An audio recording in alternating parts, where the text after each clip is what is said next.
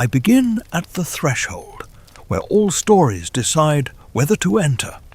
I was polishing the brass latch of the Emerald City's western gate when morning rang like a small, exact bell. The air wore a faint taste of copper and cut grass.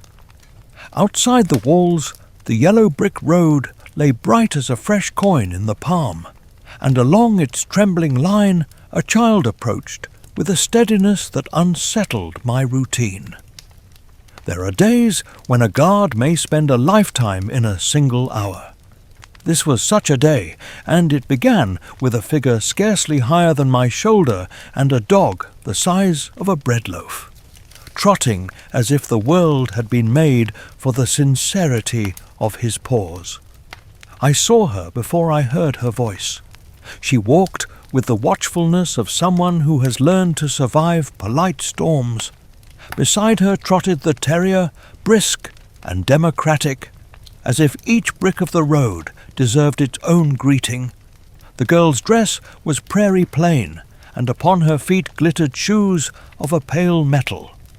Not the crimson of tale-tellers, but a calm, courteous silver that held daylight the way a well holds water. Years later, when hurried summaries would repaint everything in louder colours, I would still remember that respectful silver, the kind a sky wears before it decides to shine. Behind me, the city hummed its emerald hum. We are a people of polished surfaces and gentle schedules.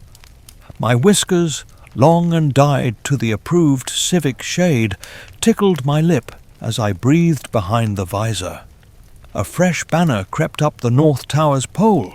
A street sweeper pushed his broom in curved musical arcs, performing the daily spell by which order persuades itself it is truth. I tightened the strap beneath my chin and leaned from the wicket window, not to intimidate, but to let my first question be carried on the quiet air rather than thrown against it. When she reached the shadow of the wall, the girl looked up without flinching.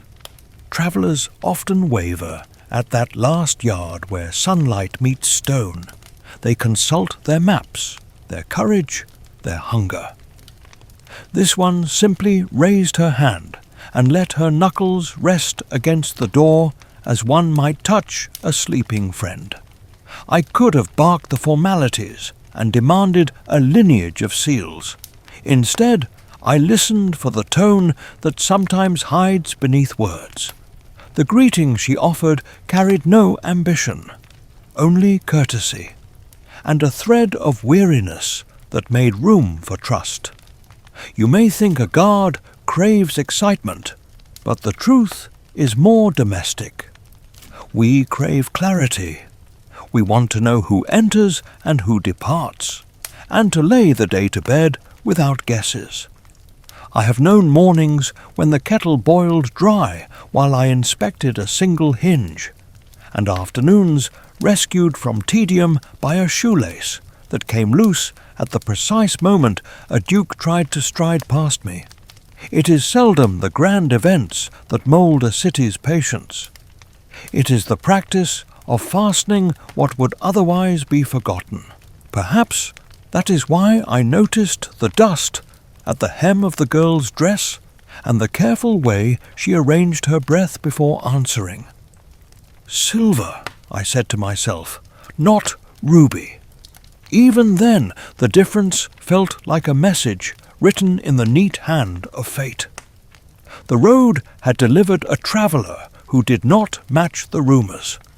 Between rumour and arrival lies the space where judgment is tempted to bloom. I have learned to leave that soil undisturbed. I slid back the viewing panel and asked whether she wished to enter the Emerald City. Her answer was plain. She had come to ask the great and terrible Wizard of Oz to send her home. The words rested on the air without flourish. Home, spoken by a child, is a key that fits many locks. The terrier inspected the base of the gate with municipal seriousness that endeared him to me at once. I realized I did not know where home lay for this traveller, yet the sound of the word made the city feel suddenly older, as if its towers remembered a country before green. We guards keep more than walls. We keep customs and the small comforts of those who have built their lives upon them. The law required that all who entered must wear spectacles with green lenses for the safety of their eyes in the brilliance of our streets. My hand drifted toward the velvet tray where dozens of polished frames waited, each tagged with a size and a name not yet written. Yet something in me resisted the hurry of ritual. First the welcome, I thought, then the rules. I said I would open the gate and escort her to the registry, where we would write the day into our ledger with a careful hand. The hinges sang, the door swung inward, and with it came a stripe of raw daylight that crossed my boots, climbed the inner stones, and touched the ceiling like a blessing that had wandered from its road and found a small chapel. The girl stepped across the threshold. I introduced myself, delivered the brief oath of welcome that all gatekeepers learn before they learn to shave, and asked for her name. "Dorothy," she said, "names are doors within doors." This one opened smoothly. I felt the city listening, the way a seashell listens to the ocean it remembers. In later days I would hear crowds shouting Dorothy, as if the syllables could throw a bridge over fear. That first time, the sound simply settled into our afternoon like a coin in the musician's box, and the tune went on, grateful and intent. We walked the corridor, where the light is kind to faces. I have made a practice of noticing how people move when they believe no one is adding their steps to a ledger. Dorothy moved like a person travelling with both haste and care. The terrier trotted ahead, then fell back to touch her ankle with his nose, declaring in that wordless way that he belonged to her pilgrimage and to no other. I asked gently about the shoes. She told me they had carried her farther than she feared, and not as far as she hoped, and that they had arrived by a chain of events too strange to tell until there was time to sit. Perhaps you have stood at doorways that changed your measures. The office you entered on the day you resigned. The quiet house after the last child moved out. The hospital room where instruments spoke in their steady language while human voices tried and failed to match the courage of those little lights. We do not always know a threshold is a threshold until the floor behind us refuses to take us back. The Emerald City is expert at furnishing thresholds. It paints them green so they look like comfort before they teach you their lessons.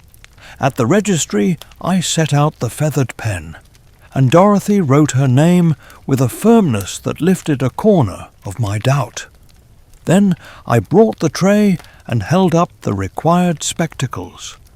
The frames were light, the lenses a mild, obedient green. When visitors put them on, the city obliges by becoming even more itself. There is pedagogy hidden in our hospitality. As I adjusted the smallest pair to fit the bridge of her nose, the terrier watched me with a supervisory frown that would have shamed a lesser official into apology. I only smiled and tightened the clasp one notch. But we still must ask whether a city's colour can soften the truth it encloses. We still must ask whether a girl seeking the way home can teach a city about its own house. I wondered, as I fastened the strap behind Dorothy's head, whether the great and terrible would be great enough to be kind. Reputation often strides ahead of reality with a trumpet. Reality, in my experience, prefers the flute. I find this a hopeful arrangement. Flutes are easier to carry on long roads, and while a trumpet can startle a heart awake, a flute can keep it company once amazement has gone. I offered Dorothy a swallow of water from the guardroom pitcher, and she thanked me with a tired competence I have seen only in travellers who have already earned their welcome. Sometimes the day places an ember where routine had been resting. Sometimes the ember chooses to glow. Yet we might still wonder whether the glow we welcome is the same light that will reveal what we have not wished to see. The gate stood closed behind us. The road continued ahead, green upon green. I felt the city lean inward, curious and cautious, and I led Dorothy toward the inner door where one life ends and a dozen possible lives begin. It is a curious thing to watch a city place its hand upon a traveller and, with the gentlest pressure, change the traveller's gait. The moment Dorothy's spectacles settled, her shoulders eased by a measure you cannot see with the eye, but can hear with the coat fabric as it learns a softer rustle. I led her from the registry into the green day. Our streets are paved with stone that remembers rivers. Even when dry, the slabs keep a sheen like rain that refused to forget itself. Through the lenses, all that was already green became inevitable, as if the city had not been painted but born this way. People wore silk that sighed, ribbons that pretended to be leaves, and boots too sensible to be vain, yet too polished to be humble. The market awnings made a lane of shade that was not quite shadow, more like a kindly thought extended by a stranger. Dorothy blinked once, then steadied. Children with bead bracelets paused their skipping game to stare at the dog. The dog stared back with the equality that dogs bring to all empires. A flower seller thrust toward us a bowl of glass blossoms whose petals were shaved so thin they trembled at the rumour of a breeze. She asked Dorothy to choose one and name it Luck. The girl smiled and shook her head. She had something else to ask of fortune. I noticed the way the seller nodded, as if she understood that luck sometimes needs both hands free. Our law about the spectacles is older than my whiskers, and will outlive them. The clasp at the back is locked with a key that hangs at my belt. I am to unlock them only at the city's edges, or by order of the throne. It is said the lenses protect eyes from the city's brightness. It is also said that our hearts are easier to comfort when the world agrees to a single colour. I cannot say which is truer. I only know that the lenses render a pleasing agreement, the way a family photograph makes peace with its own quarrels for the length of an exposure. Dorothy did not fidget at the clasp. Some visitors tug, as if they fear the city intends to keep not only their vision, but their liberty. She accepted the rule as one accepts a handrail on a steep stair. I took her by the longer street because it teaches the city more gently than the short one. We passed the brass clock that keeps time by swallowing a bead every hour and letting it fall with a clear note into the green bowl beneath. A clerk waved, recognized my key and my whiskers, and then recognized the silver shoes. Recognition moved across his face like the shadow of a bird crossing a page. He looked up at the far towers as people do when the weather has changed, though the sky remained a loyal blue. A group of scholars under a veranda argued about nothing that could feed a child and everything that might save a city, which is to say, they argued as scholars should. with earnest smiles and dignified hands that slashed the air into neat rectangles of emphasis. Dorothy listened to the noises that make our order, the soft tap of a cobbler's awl, the whip-silk whisper of brooms drawing crescents of dust into tidy moons, the small, proud clatter of a baker's peel. You can tell whether a traveller has come far by the way they catalogue new sounds. Those who have not travelled much count only what they expect. Those who have been carried by weather and accident count what they did not imagine and place it carefully in the pocket behind the heart. She walked in that counting hush, and I felt the city lean toward her as a field of grass leans toward a passing wind that promises both rain and story. We reached the lodging-house assigned to those who come petitioning the wizard. The front steps were shallow and friendly to tired knees. The matron greeted us with the practised cheer of a woman who believes that kindness must punch the clock like any other employee. She saw the silver shoes and gentled her voice. She led Dorothy up a staircase where the banister had been rubbed to a dim charm by 1,000 palms. I followed only to the landing. I have learned that to accompany someone all the way into rest is to trespass upon the privacy that makes rest possible. The matron showed the girl a room with a green bedspread, stitched in a pattern of river reeds, a pitcher that did not know how to pour anything but comfort, and a wardrobe that held a simple dress of silk the city keeps for guests who have arrived with more dust than clothing. Dorothy touched the fabric as if it might startle. The dog sprang to the bed and tried to take duty as the pillow's guardian. I laughed, and Dorothy's laugh arrived a heartbeat later. Shy but true. You know the way travel stains us with small discomforts that pride pretends not to feel. The grit at the collar, the hair that believes it is hay, the way the feet sing their private complaint inside good boots. We gave Dorothy an hour to wash and to let the city's steam coax the road from her bones. When she rejoined me in the entrance hall, something in her had been loosened that was not vigilance. She stood a little higher, not because she wished to impress anyone, but because the day had returned a portion of her ordinary dignity. The silk dress that had been waiting in the wardrobe fit her to the idea of childhood our city prefers, and the silver shoes flashed like deliberate commas in the sentence of the floor. I led her out again, for there is a ritual to be observed before any audience with the throne. Petitioners must first walk the avenue of making, to remind them that power is less a thunderhead than a street of shops where human hands make things that survive weather. At the smith's, a man hammered a strip of tin until it remembered it could be a hinge. He glanced at Dorothy with a quick affection, then at the shoes.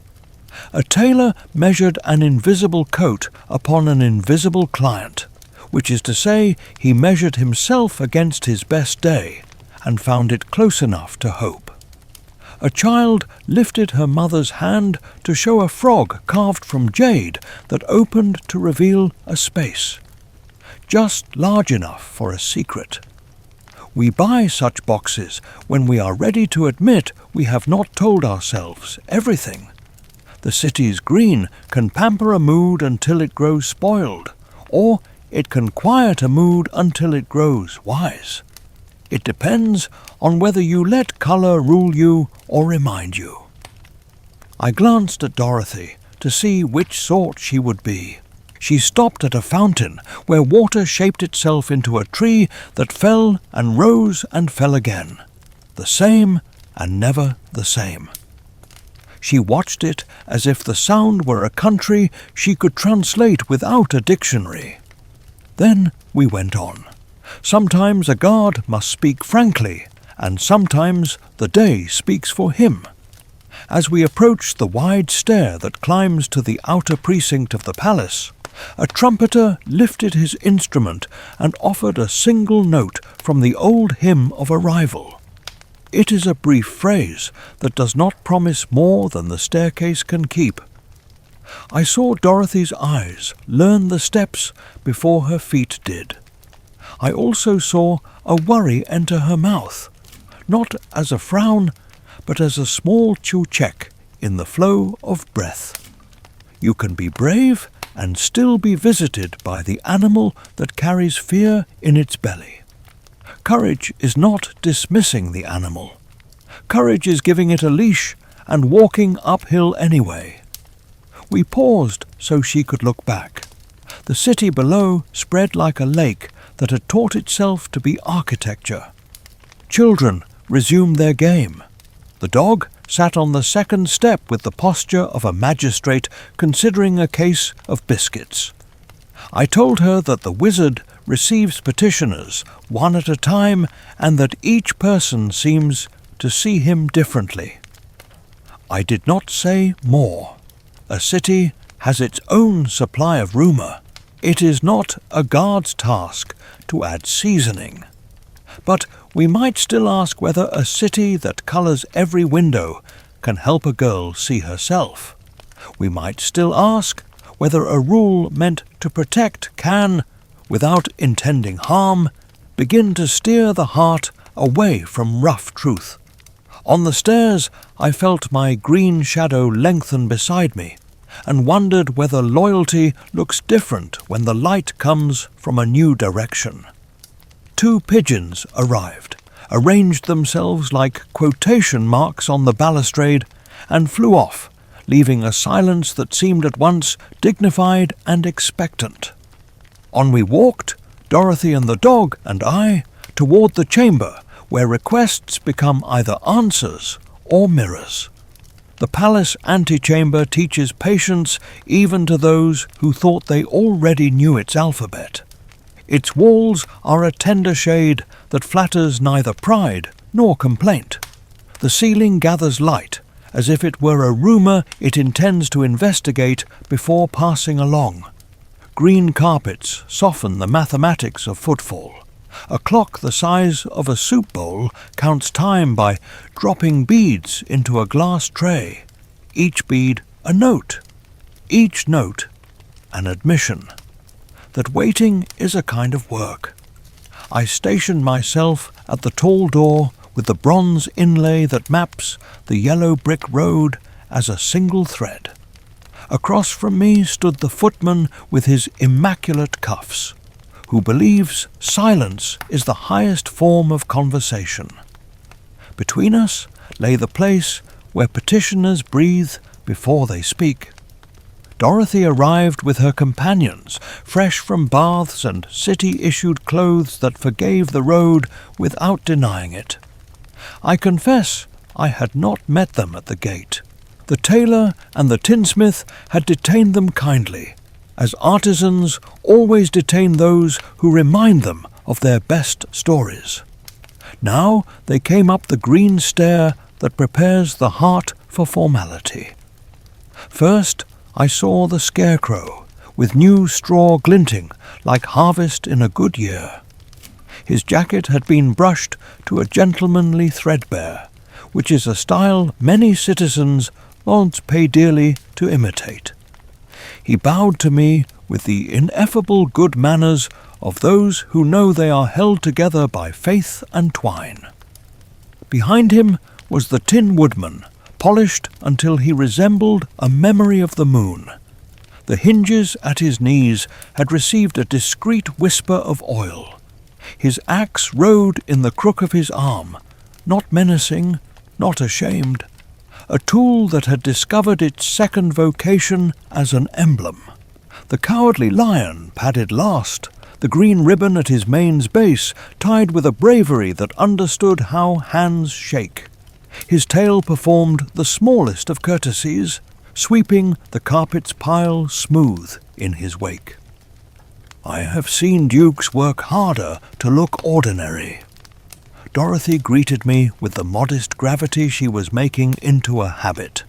She wore the silk dress the city keeps for those who do not yet own ceremonial selves. It fit her like a promise, not tight enough to lie, not loose enough to drift. The terrier trotted ahead, then circled back, as if drawing a border around our moment and stamping it valid. I recognized the look in the eyes of the four. It is the look of people who have agreed to ask one thing, and are secretly bringing along 3 more, folded small as handkerchiefs. There are rituals to this room. Petitioners sit on the reed-backed benches, placed at a thoughtful angle to the door, so hope can gaze at duty without feeling stared down.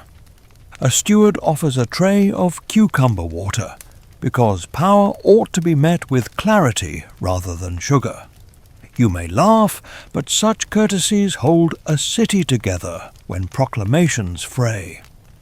I served the glasses and found the scarecrow discussing, with the seriousness of a man tending a candle in wind, whether ideas grow best in straw because it is already acquainted with light. The Tin Woodman listened and smiled, the briefest crack in a polished sky. The Lion yawned, and the yawn wobbled at the end, like a bridge that knows its span, but still distrusts the river. We tell ourselves that waiting rooms are docks where ships come soon. In truth, they are classrooms where we test the weight of our requests. I have waited on benches too, for a physician to say a fever is not a prophecy, for an employer to measure my whiskers against a manual, for a friend to forgive me the kind of trouble that was meant as kindness and failed. If you have done this, you know how a single hinge squeak can enroll itself in your memory as the bell that rang before your life noticed it was about to turn. The palace hinge is kept to a pious quiet. Still, the beads in the clock said their small syllables, and our chests answered. The chamberlain emerged, took names, and left with the ceremonial slowness that allows a heart to braid itself tighter. The rule is simple. Oz will receive each petitioner alone. The others must remain. I watched the faces learn this fact as if it were weather. Dorothy's eyes flared, then settled. The Scarecrow tilted his head, as if to make room for a notion arriving at last. The Tin Woodman nodded, the movement so controlled you might think it was the city nodding through him. The Lion glanced at the door, and then at the windows, and then at the floor, as one does when examining exits mostly to reassure one's shadow. Rumour wanders this hallway with soft feet. Some say the wizard appears as a vast human head, as if thought itself had chosen a face. Others insist he is a lady of impossible beauty, whose gaze combs a soul like hair. There are those who set their coin on a beast with claws bright enough to read by, and a few who whisper of a ball of living fire, because fire is what we both dread and invite when we strike flint on the week's stubborn wood. I have never seen what waits beyond the door. I am a soldier, not invited, and perhaps that is mercy. It is enough to witness the before and the after, those honest regions where masks have not yet been chosen or have just been set down. The Chamberlain returned and called Dorothy. I unlocked the clasp of her spectacles as custom requires for the throne room. She placed the frames on my palm without taking her eyes from the door. I had a sudden wish to fling the spectacles into the fountain and declare a holiday from green. Such wishes pass, and should. I bowed instead, and the door received her. The terrier made a polite protest, and was overruled by a footman's toe that knew its work without cruelty. Silence in the wake of a child will make even a carpet reconsider its weave. The three companions sat. The scarecrow studied the clock as if a new arithmetic hid in the interval between beads. The Tin Woodman set his axe across his knees and looked at it with the intimacy of craftsmen who speak daily with their tools and find in that conversation the comfort others seek in prayer. The Lion arranged himself large, then small, then honest. I have seen veterans do the same while waiting for commanders who may send them home or send them forward. When Dorothy emerged at last, her step had changed by a measure only the carpet and I would notice. She was pale in a way that sharpened her determination. She did not weep. This is not pride, it is economy. Tears have their schedules, and the city respects appointment books. She reclaimed her spectacles without a word. I offered water. She drank like a person paying attention to thirst.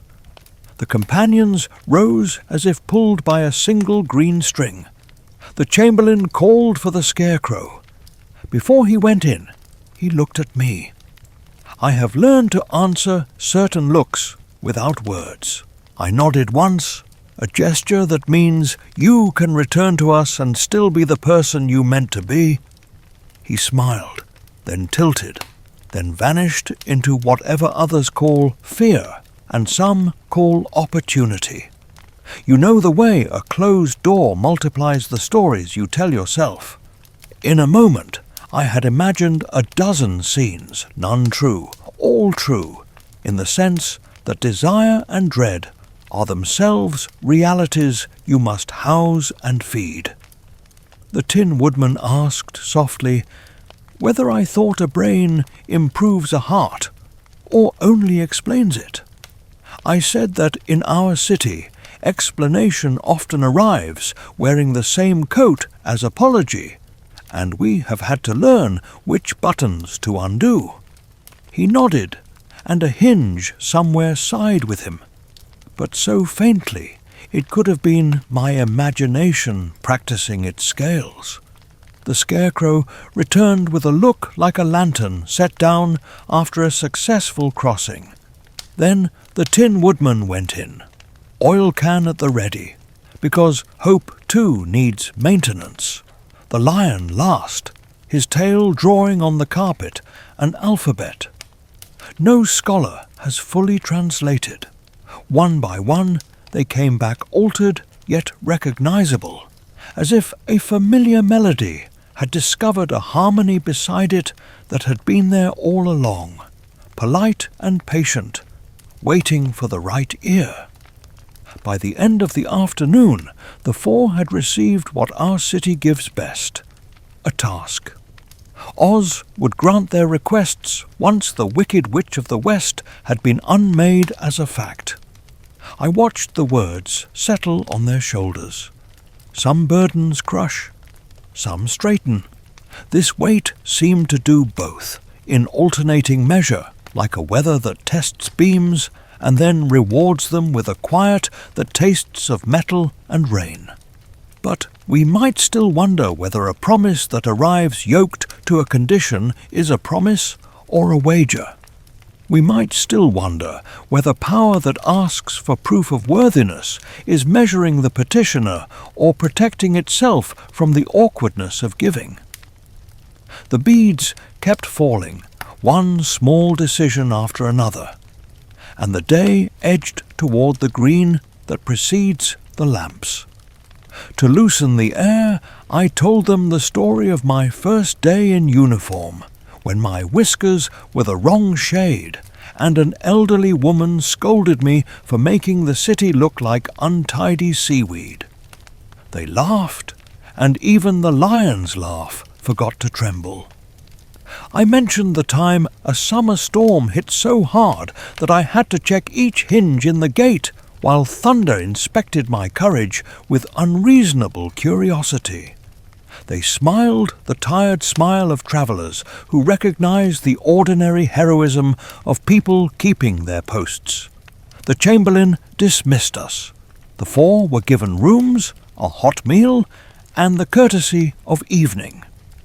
I locked the spectacles back around their heads with the small click that tells a citizen the world will be the right colour until morning.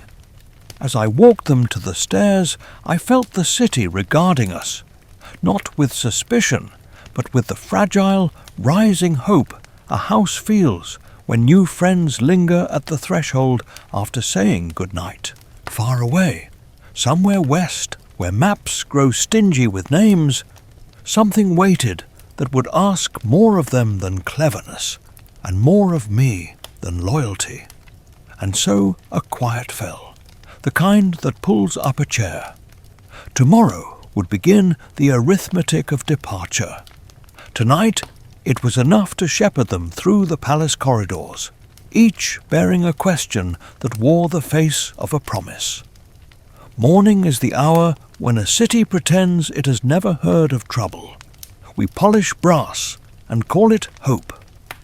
The cooks crack eggs as if nothing can break that wasn't meant to. I woke early, combed my whiskers until each hair obeyed civility, and stood at the gate with the key that unlocks the world from green.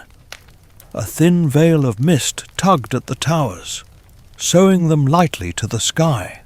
From the palace side came soft footfalls that could only be theirs. Travellers sound different once they have been given a task. The rhythm alters, like a drum remembering a march it learned years ago.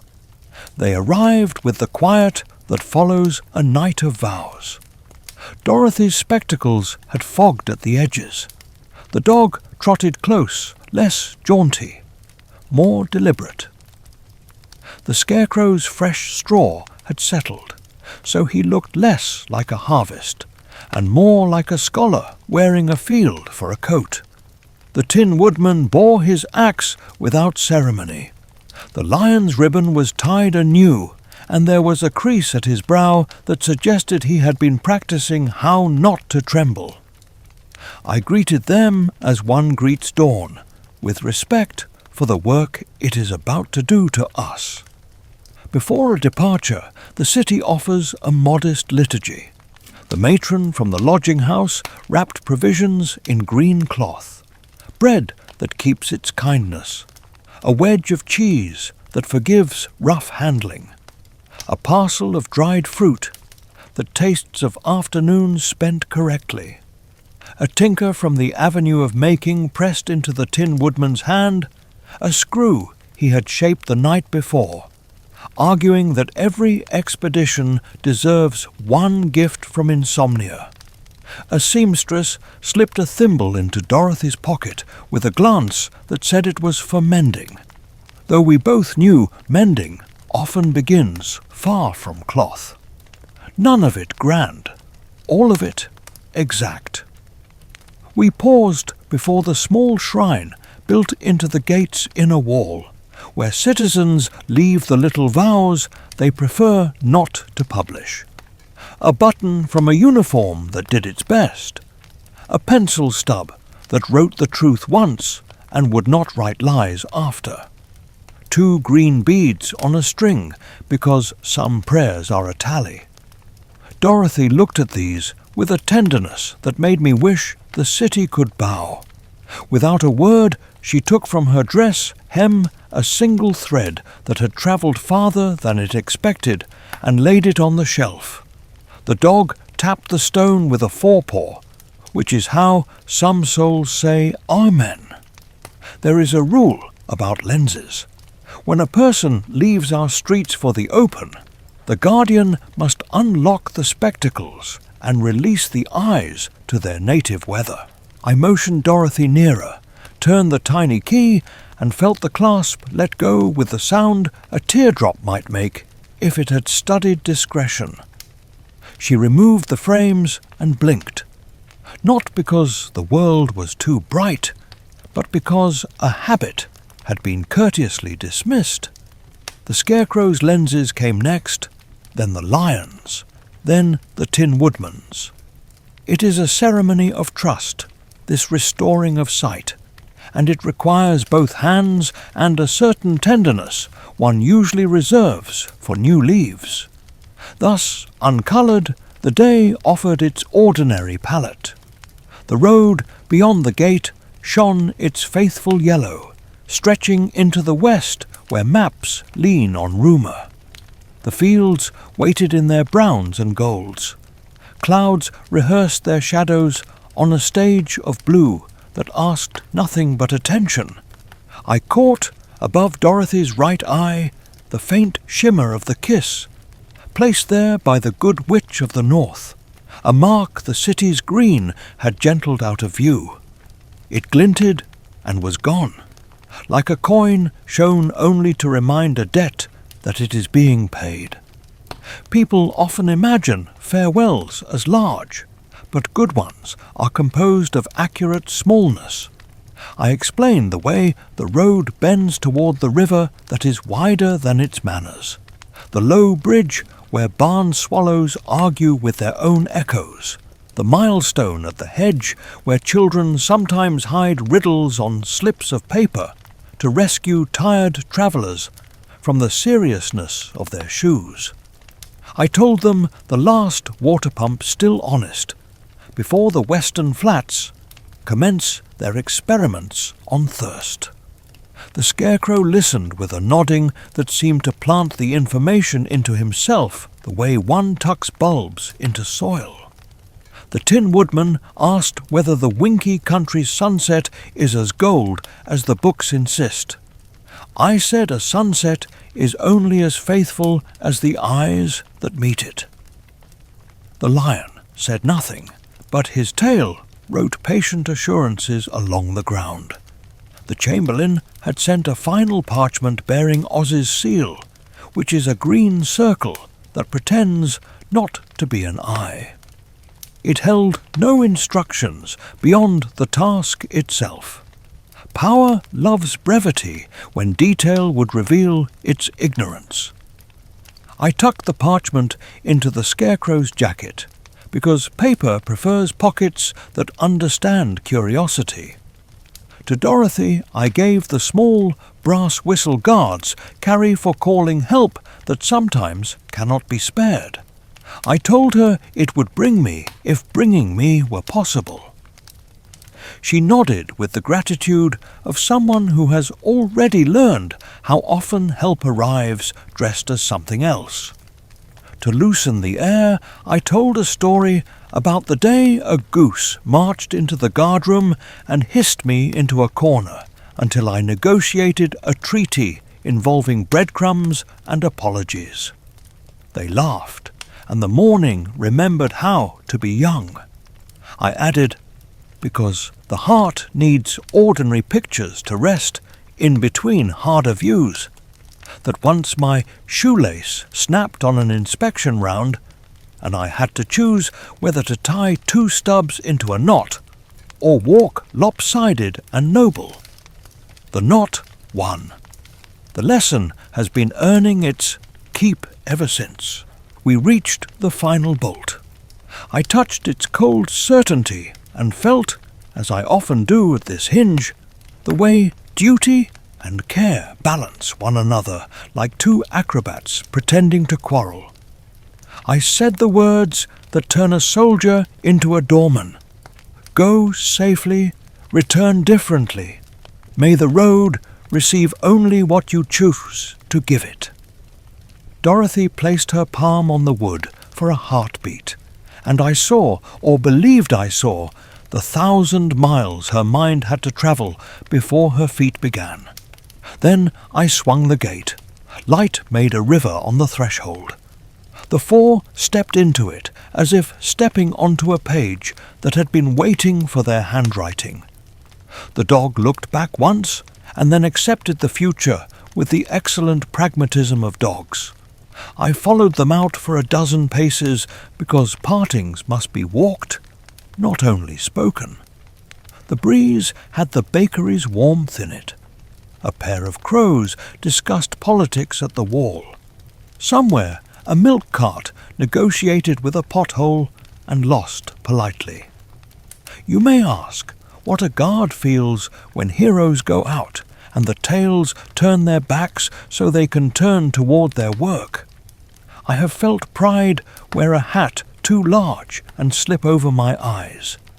I have felt fear carry a candle into a wind and ask the flame to please behave.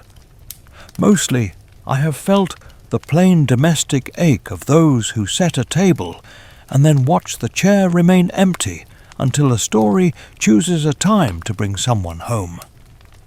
The city behind me hummed its schedules.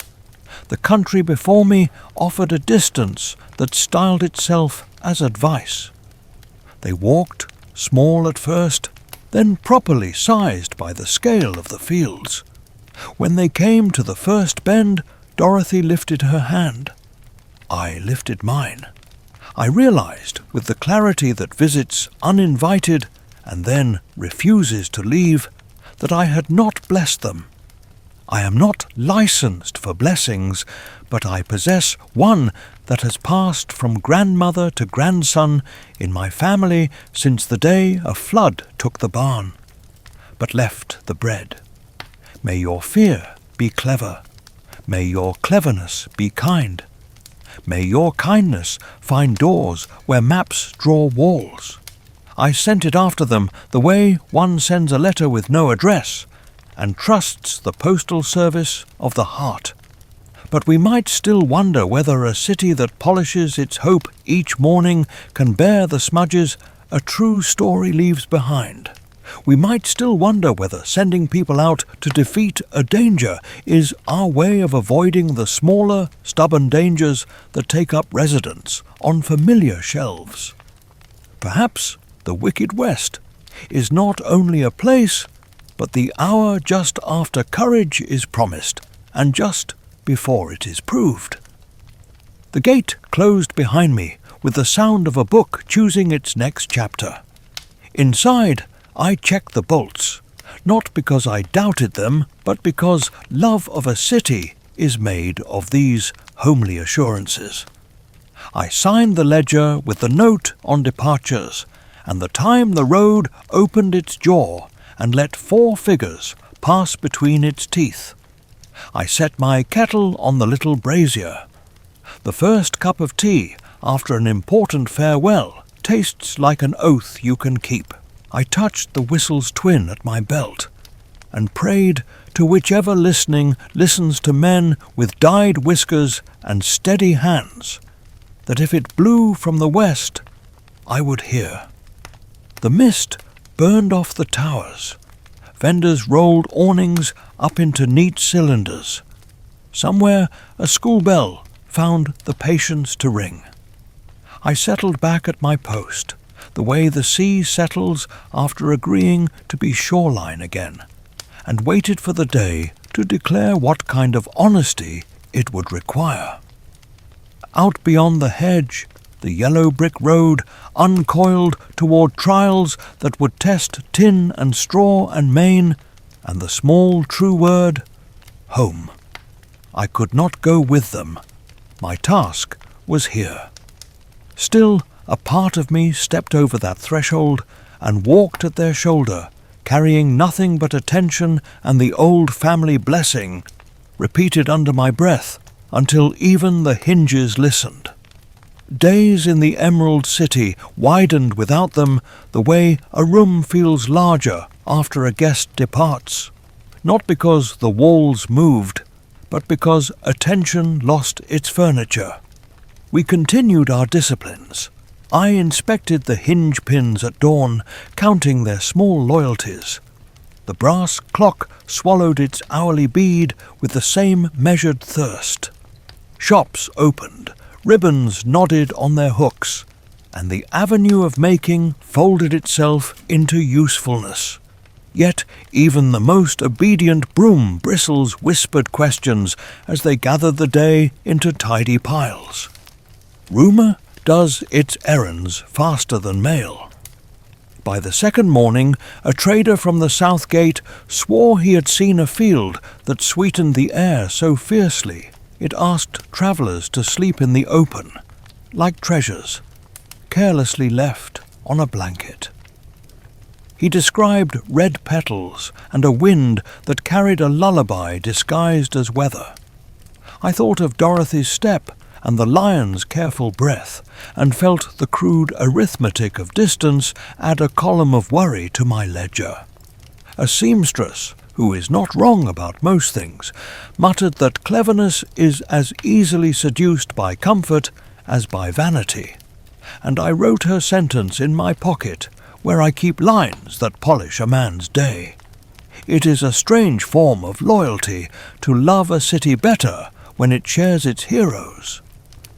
The baker kneaded his loaves with extra patience, as if each crust might send a signal west.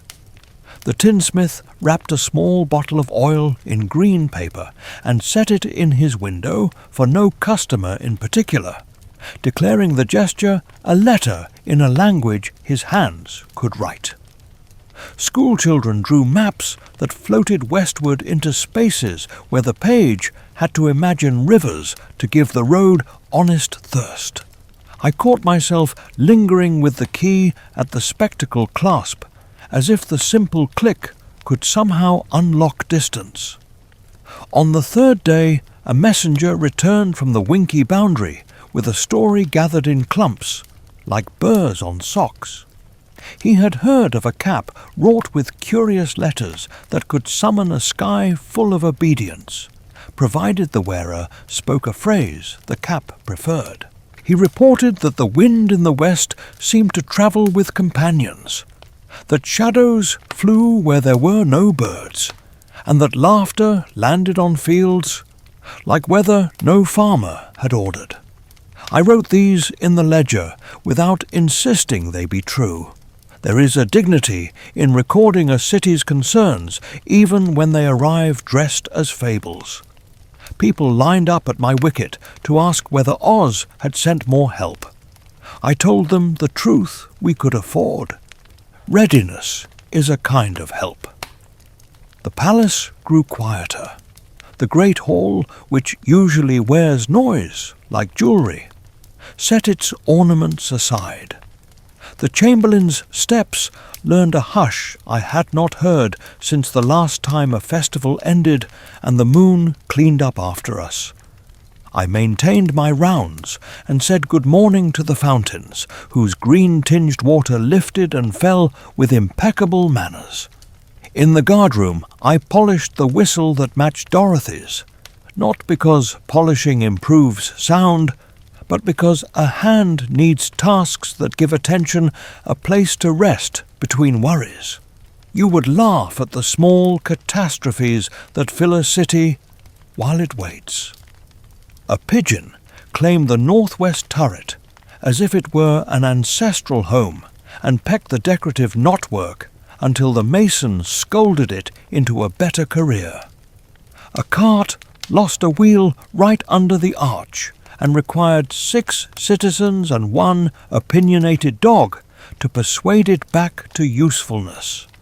A child stuck her arm through the gate lattice to pet a passing donkey, and learned that love sometimes has whiskers and a firm sense of boundaries. We handled these with our usual ceremony, which is to say with humour that remembers duty. Even the lion's absence found its way into jokes on the avenue, jokes tender enough to bless their subject rather than bruise it. News reached us in tatters. A miller from the north country told of a river crossed on a contrivance as improbable as courage, and yet somehow more reliable, because courage grows tired and contrivances merely obey physics. A peddler brought a story of small creatures with careful paws who pulled the weight of a sleeping friend as if the world owed them admiration but not applause. The details changed with each teller, but the heart of it did not. The 4 were still moving west, and the country ahead of them continued to ask more than an ordinary day's price. I visited the registry each noon and reread the line bearing their names, as if the ink could be convinced to yield a second meaning. The matron from the lodging-house kept their rooms swept, as if cleanliness could escort them home. She set aside each evening the same number of supper rolls they had consumed on the night before departure. When I teased her that stale bread is a poor welcome, she said that gratitude can refresh what flour cannot. She was right, and my teasing had been the kind that asks for correction. A city that paints itself a single colour learns to hear other shades in sound. I began to notice the blue of a new violinist in the evening square, the amber of laughter from the riverside, where boatmen tell each other truths too heavy for daylight. My whiskers, faithful to regulation, remained green, but in the mirror I found threads of grey that had asked for permission and not waited for it. Every guard acquires these, as every baker acquires small burns that teach more quickly than advice. Letters finally arrived. They were not letters in the legal sense, but in the sense that wind sometimes addresses itself to those who will listen. A flock of birds blew in from the west and scattered green dust no one had ordered. Beneath the dust lay a ribbon tied in the style a winky woman gives to a stranger when she has reasons not to speak. The ribbon's knot held a scrap of straw. I offered it to the scarecrow's empty room and set it on the window-sill, where the evening might see it and be encouraged. Later, a tin button turned up in a peddler's change purse, stamped with a pattern no one here uses. He sold it to the tinsmith, who placed it beside the oil bottle in the window, and the two objects seemed to keep company like old soldiers. But we might still wonder whether a city that waits becomes the person it hopes to welcome, or whether waiting only multiplies the mirrors that show us our own posture. We might still wonder if loyalty from a distance is a form of comfort we offer ourselves, a flattering portrait that avoids the mess of honest help. I asked the chamberlain whether we should send a company of guards. He looked at my whiskers and then at the seal above the door, and said that sometimes confidence is given as a gift, and sometimes as an order. I returned to my post, understanding his meaning and not liking it. To loosen the air, I told the South Gate watch a story about the time I tried to repair a lantern, without admitting I needed both a tinker and humility. The lantern taught me quicker than the tinker would have, and I have kept the scorch mark on my thumb as a gentle librarian of future decisions. I added a second story about my mother's soup, which could not decide whether it was brave enough for pepper, and so became the exact meal you desire when a plan fails politely. The watch laughed, and one offered a biscuit that should have been ashamed of how well it suited duty. At dusk, the city performs its old lesson. Lamps along the avenues lift their green throats and sing light. The palace balustrades turn into a procession of soft arguments between shadow and shine. On the west wall I climbed to the parapet and looked toward the darkening flats. A smear of storm hovered like a promise made by someone who has not met you yet. I have learned to interpret the sky as a clerk interprets a signature, for rhythm more than for truth. That night the rhythm said patience with an accent from the far country. Sleep in the guard barracks is a treaty with rest negotiated anew each night. I signed my share and lay down, only to rise twice to check the gate, because love repeats itself when worry thinks repetition might sweet-talk fate. On the second rising, I found a child's note folded into the wicket, 4 figures drawn in simple strokes, a house above them carried by a square of clouds, and the words come back written with a seriousness I envied. I pinned the note beside the schedule of watches.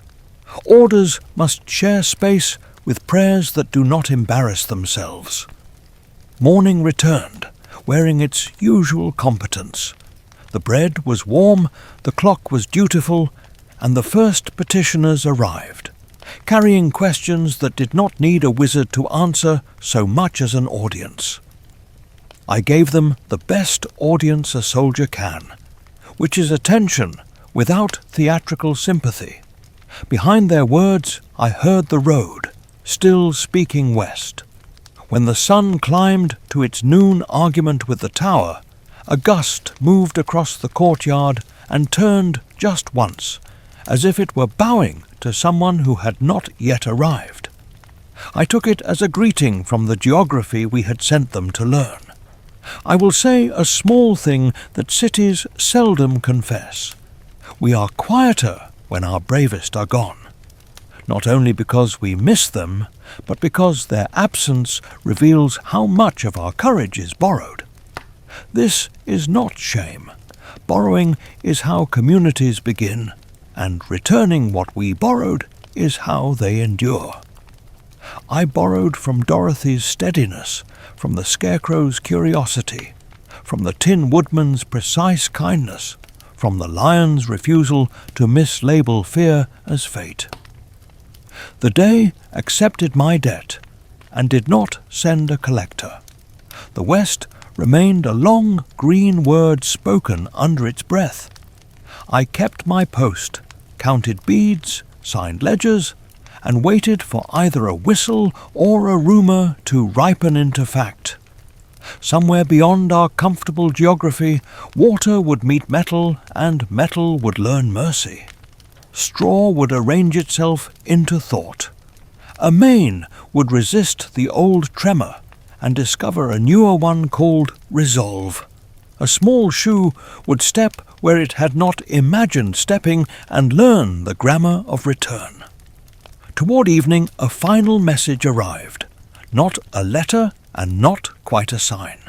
The pigeon from the northwest turret, the one who had disputed the knotwork, returned and placed a sliver of something bright at my boot. It was a flake of glass, reflecting not green, but an honest daylight that had travelled a long road to get here. I set it on the shrine shelf beside the pencil stub and the 2 green beads. The city bowed, or else I imagined it. The difference mattered less than the respect in my hands. I closed the wicket. The hinge acknowledged me. Somewhere the road unrolled another sentence. We were, for now, a city practicing the art of faithful waiting. Cities are expert at disguising missing people as improved schedules. We added a minute to the morning bell, as if courtesy had always demanded it. The street sweepers agreed to begin at the far end of the avenue of making, so their brooms would arrive like music instead of interruption. Merchants waxed their thresholds until they could admire their own patience in the shine. I stood my post and discovered, not for the first time, that duty is a stringed instrument you keep tuned, even when the hall is empty. On the second week after their departure, the Chamberlain announced a modest festival to keep the city from wearing a hole in its worry. Not a parade, he said, because parades invite pride to clean its boots on the carpets. Instead, a night of lamps. We hung green lanterns along the canals and asked each household to place a small candle in the window for travellers who might be reading the streets like a book. I oversaw the gate's garland, a plain braid of river reeds. We do not wear courage loudly here. It is stitched into hems where fingers can find it. By afternoon, a wind rehearsed itself across the towers. The kitchens sent up trial aromas of sugared nuts and mulled patience. Children practiced the art of not touching the candle until it was time. A shoemaker taught a circle of neighbours the old rhyme we chant when someone is late but not lost. I kept one ear for the rhyme and one for the wicket, because hope sometimes knocks with the absent-minded knuckles of a messenger. A delegation from the academy requested a special view from the west parapet, so they could chart morale. Their maps looked like music. Soft green staves marked by notes labelled rumour, comfort, fatigue. One scholar asked whether the spectacles' rule dampened anxiety or disguised it. I said that anxiety can swim. It learns the taste of whatever water we pour it into. He nodded as if he would later cite me, and I smiled, because being footnoted is not among a guard's ambitions. As dusk approached, I unlocked the clasps of 3 visiting petitioners who had completed their errands and were leaving for their villages. The ritual felt as it always does, like dealing in a currency both lighter and more expensive than coin. One traveller, an elderly woman with hands like folded maps, told me in a voice tidy with respect that when she was a girl, the road to the south was paved with promises less slippery than these modern ones. I gave her a wedge of cheese from the guardroom and said we were experimenting with a rougher flour in our civic vows. She laughed the laugh people bring out when they forgive a city for being itself. At sundown, lamps rose from windowsills like 1,000 green questions refusing to be fearful. The canals answered with their little jawlines of light. Music began, not from a stage, but from stoops and stoic corners. A fiddle drawing a line between day and night. A drum practicing history. A flute that sounded like a thought almost ready to sit at the table. I had expected joy to feel like promotion. Instead, it felt like a conversation with a polite guest, both of us aware that what we most wished to discuss did not belong to the evening. The matron from the lodging-house arrived with a basket of honey rolls. She pressed 2 into my hand and told me, with the authority of someone who survives mornings, that sugar is not surrender. I ate one while pacing the inner walk and saved the other for the hour when optimism usually faints. A little boy came to the wicket and asked, serious as a clerk, whether the lion would bring him a whisker when he returned. I said whiskers are the private property of their owners, but that courage sometimes sheds smaller souvenirs. He bowed and returned to his lamp with the dignified gravity children borrow from the future. When the moon climbed into the friendly part of its face, a minor disaster introduced itself with the manners of a major one. A lantern on the south quay slipped from its hook, kissed a banner, and threatened to introduce fire to a neighbourhood that had not requested that sort of acquaintance. We raced, we buckets, we shouted. We learned again the choreography that keeps a city from being a story about loss. A woman in a plain shawl climbed a drainpipe with the sober agility of a saint and smothered the flame with her skirt before it learned ambition. The crowd exhaled its gratitude. I saluted her and she saluted back with a shrug that meant the laundry would forgive her. Later, when the embers had been persuaded to retire, I checked each lantern knot along the wall with the attention a man gives to the hinge that holds his own door. You may think these are small tasks to stack against a westward enterprise that names itself wicked. But a city is built of small accuracies, the way a brain is built of little pulses and a heart of steady squeezes. We keep our accuracy in order so that, when the great returning arrives, it has a place to sit. Bread that rises properly is a form of welcome that does not embarrass its recipient. So is a clean stair. Somewhere after midnight, the music thinned to the sound of benches becoming their ordinary selves again. The lanterns would burn until dawn by decree, a trick we use to tell darkness it is being watched. I walked the upper parapet. The west lay black as closed velvet. The air tasted of nutmeg, and held the sweet fatigue of neighbours who are friends when asked. A child's paper boat with a candle in its mouth drifted along the canal like a sentence that had remembered its verb. I noted it in the ledger as an unregulated flame embarked on a poetic errand, and left it to finish what it had begun, because not all rules exist to be pleased with themselves. But we might still wonder whether lighting 1,000 lamps teaches us to see or only to adore our own reflection. We might still wonder whether the gentleness we cultivate can stand in the door when weather comes in wearing boots. I do not despise easy evenings. I only ask what bill they send in the morning and to whom it is addressed.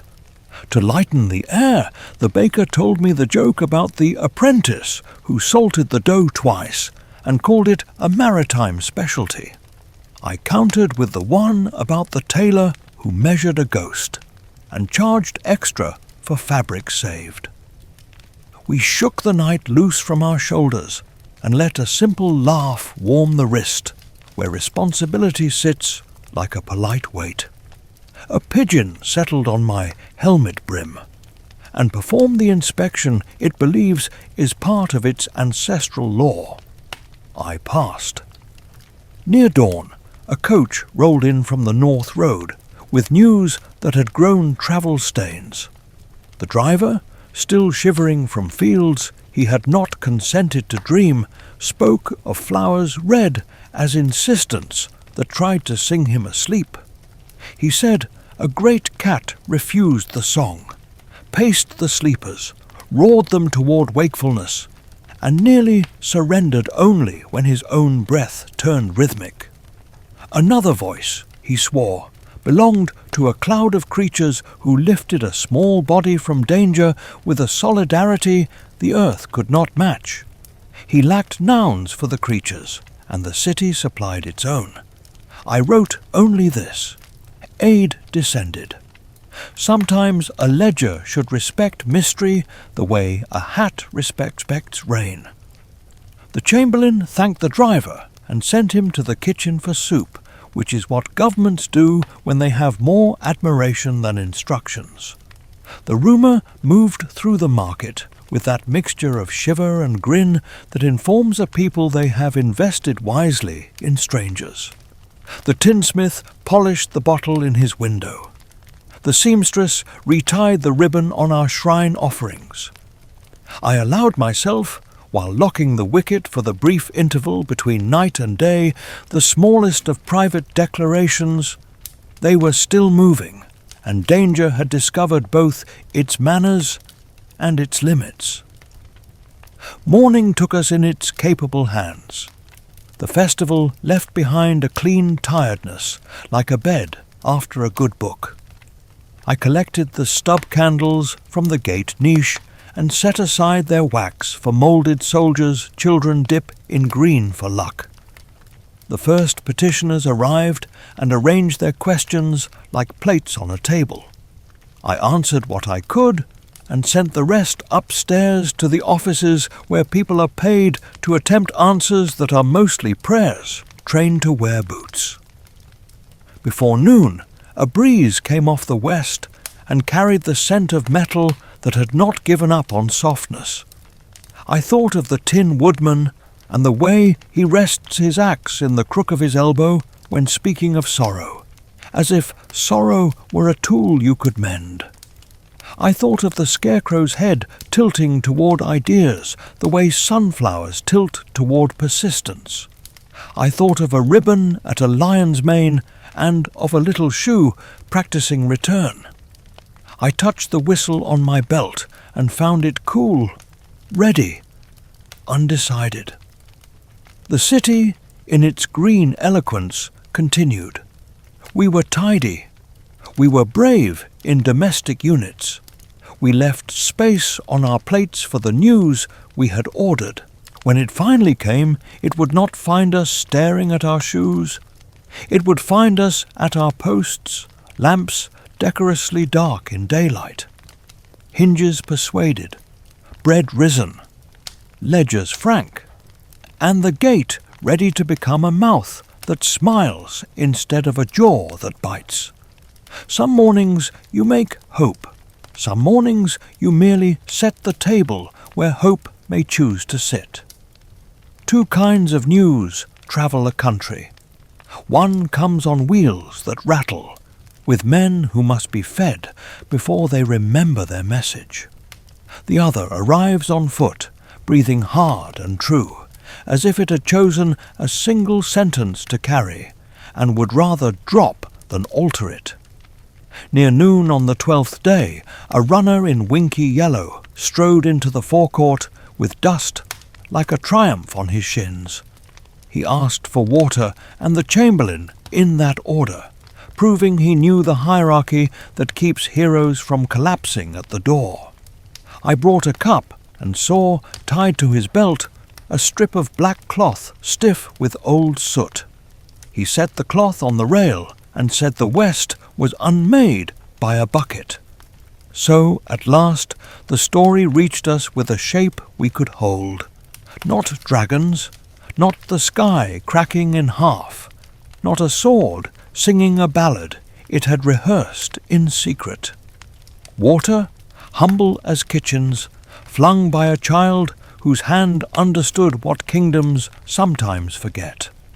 The wicked witch of the West, whose name our city had learned to say with an extra syllable of worry, had melted into a fact even a broom could carry away.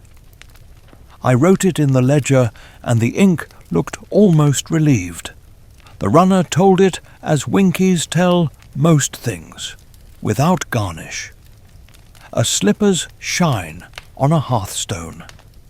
A command shouted from a dark corridor that trembled only at the edges, like a sheet on a windy line that knows its cloth. A servant girl whose eyes had been trained to prefer the floor and who looked up at just the right moment and recognized a small piece of daylight wandering where it had no permission. Dorothy, he said, lifted the bucket the scullery kept for ash and grief, and threw. The witch tried to become smoke, and failed to remember how. The broom splintered and learned to be ordinary. Silence crept into rooms where it had been forbidden to practice. Doors forgot to lock themselves. He paused and drank the second cup. In the market a murmur lifted its head, and then remembered it was a shout. The tinsmith kissed the glass over the bottle he had polished for weeks. The seamstress clapped once and began to fold green ribbons into little stars, because hands need celebrations to keep them from breaking under joy. I remained at the gate, because gates are how news becomes a city. I asked whether the companions were safe. The runner nodded. The lion, he said, roared the corridors open so the Winkies could find rooms large enough to remember their own names. The scarecrow read a ragged map and pointed a crowd of bewildered people toward a side yard where the sun remembered being kind. The Tin Woodman lifted a fallen beam that had insisted on being tragic and persuaded it to become merely useful. Dorothy stood a moment, holding the empty bucket, the way one holds a word after it has done its work, and found it has nothing else to prove. He drew from his bag a round object wrapped in cloth. "The golden cap," he said. Its letters glinted like bees swimming in honey. 3 times spoken, and the sky obeys. He told how the winged monkeys, whose mischief had been nailed to obedience by an old enchantment, had come at her summons out of a high wind, and made rescue into a task as precise as carpentry. They had ferried the company from trouble that wore too many boots to count. One of the monkeys, the runner swore, bowed to Dorothy with a respect that knew it would always be misunderstood by people who have never ridden a storm.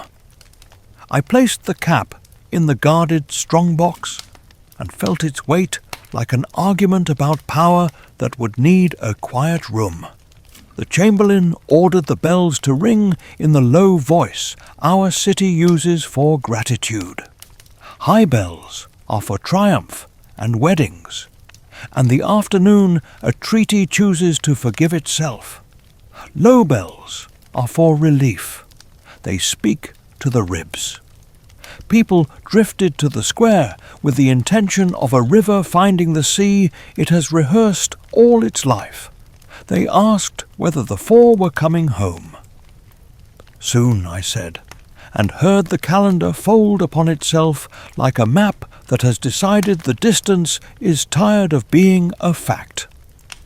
The matron from the lodging-house hurried past, calling to her girls for hot water and good soap. She had been waiting to launder victory so it would not embarrass itself by arriving dusty. I do not pretend I did not rejoice. Even a guard has a private shout he keeps for exceptional afternoons. Yet joy often stands aside and reveals a slightly taller figure behind it. Responsibility stepped into view. A city does not simply cheer, it prepares. I sent 2 lads to sweep the registry stairs because dust lies in wait for days like this and hopes to be invited to the feast. I checked the hinges on the ceremonial gate that opens only when a story has closed and made room for a new one. The smith set a nail to rights on the threshold, where boots would soon be impatient. The baker tripled his loaves and hid a raisin in every 3rd one, a superstition in our quarter that claims raisins teach the tongue to remember the difference between sweetness and surprise. A 2nd messenger came by night, this one riding a horse more frank than handsome. He brought a winky banner, not the soot-scarred cloth we had already seen, but a clean field of yellow cut with a simple emblem of a hammer and sun. The people who had been compelled to darken their own windows were airing them and asking what colour honesty might be when not ordered. He said the scarecrow had received a cap of respect from hands that once believed they belonged only to labour. He said the Tin Woodman had cried the smallest tear of thin oil and no one mocked him. He said the lion had fallen asleep with his head near the kitchen fire and snored like a creature who had finally found a room that admitted him. He said Dorothy kept touching her shoes, as if adjusting the grammar of a sentence that would one day have to end. We prepared the reception. Not a parade, the chamberlain insisted. Parades invite speeches that feel important and become a tax on patience. A welcome, then, of clean lines and honest faces. We strung willow across the inner arch. We set 2 chairs in the great hall and a bench that would not squeak. I issued orders to the watch, not to posture. Posture ruins the moment when a small hand reaches for a larger one, and the city is lucky enough to witness it. But we might still wonder whether the defeat of a single terror closes the book, or only turns a page with a heavier thumb. We might still wonder whether a child who learns the shape of her own courage will fit again inside a city that has learned to be proud of its disguise. As I oiled the gate bolts, I felt the old question knock softly inside my ribs. If the West melts under water, what will the East do when it is asked to explain itself? If the city owes its brightness to a rule that colours the eye, what does it owe to the hand that opened a bucket? To loosen the air, I told the midnight watch about the morning I lost my key, only to find it attached to my belt where it had hung all along. A lesson that so embarrassed my pride, it behaved for a week. I added that once I oversteeped tea until it resembled a lecture, and learned to pour it into a plant that prefers opinionated water. We laughed the kind of laugh that lets a roof relax. Before dawn, a bird with a yellow thread braided in its tail landed on the parapet. It pecked the stone twice and left the thread where my ledger would see it. I put the thread in the shrine niche beside the pencil stub, and the 2 beads, and the glass flake. The shelf looked like a polite museum of courage from far provinces. When morning stepped into its boots, I stood to attention and listened for wheels, circuits, for feet, for the measured drum of 4 companions and a little dog, coming home to lay their story on the city's table. I did not know then that victory arriving at our door would bring with it a quiet question that would look a great deal like the wizard's own face. They came at last in a weather of glad footsteps, not fanfare, not trumpets with opinions, only the clean percussion of boots finding home. I stood at the ceremonial gate with the key that makes the hinges remember their manners. Dorothy walked first, lean with travel, her silver shoes dusted with the small victories that do not wipe off. The Scarecrow looked taller, not in inches, but in intention, as if straw had learned grammar.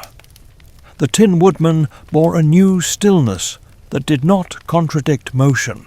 The Lion entered with a measured stride that kept room for a tremor and called it honesty.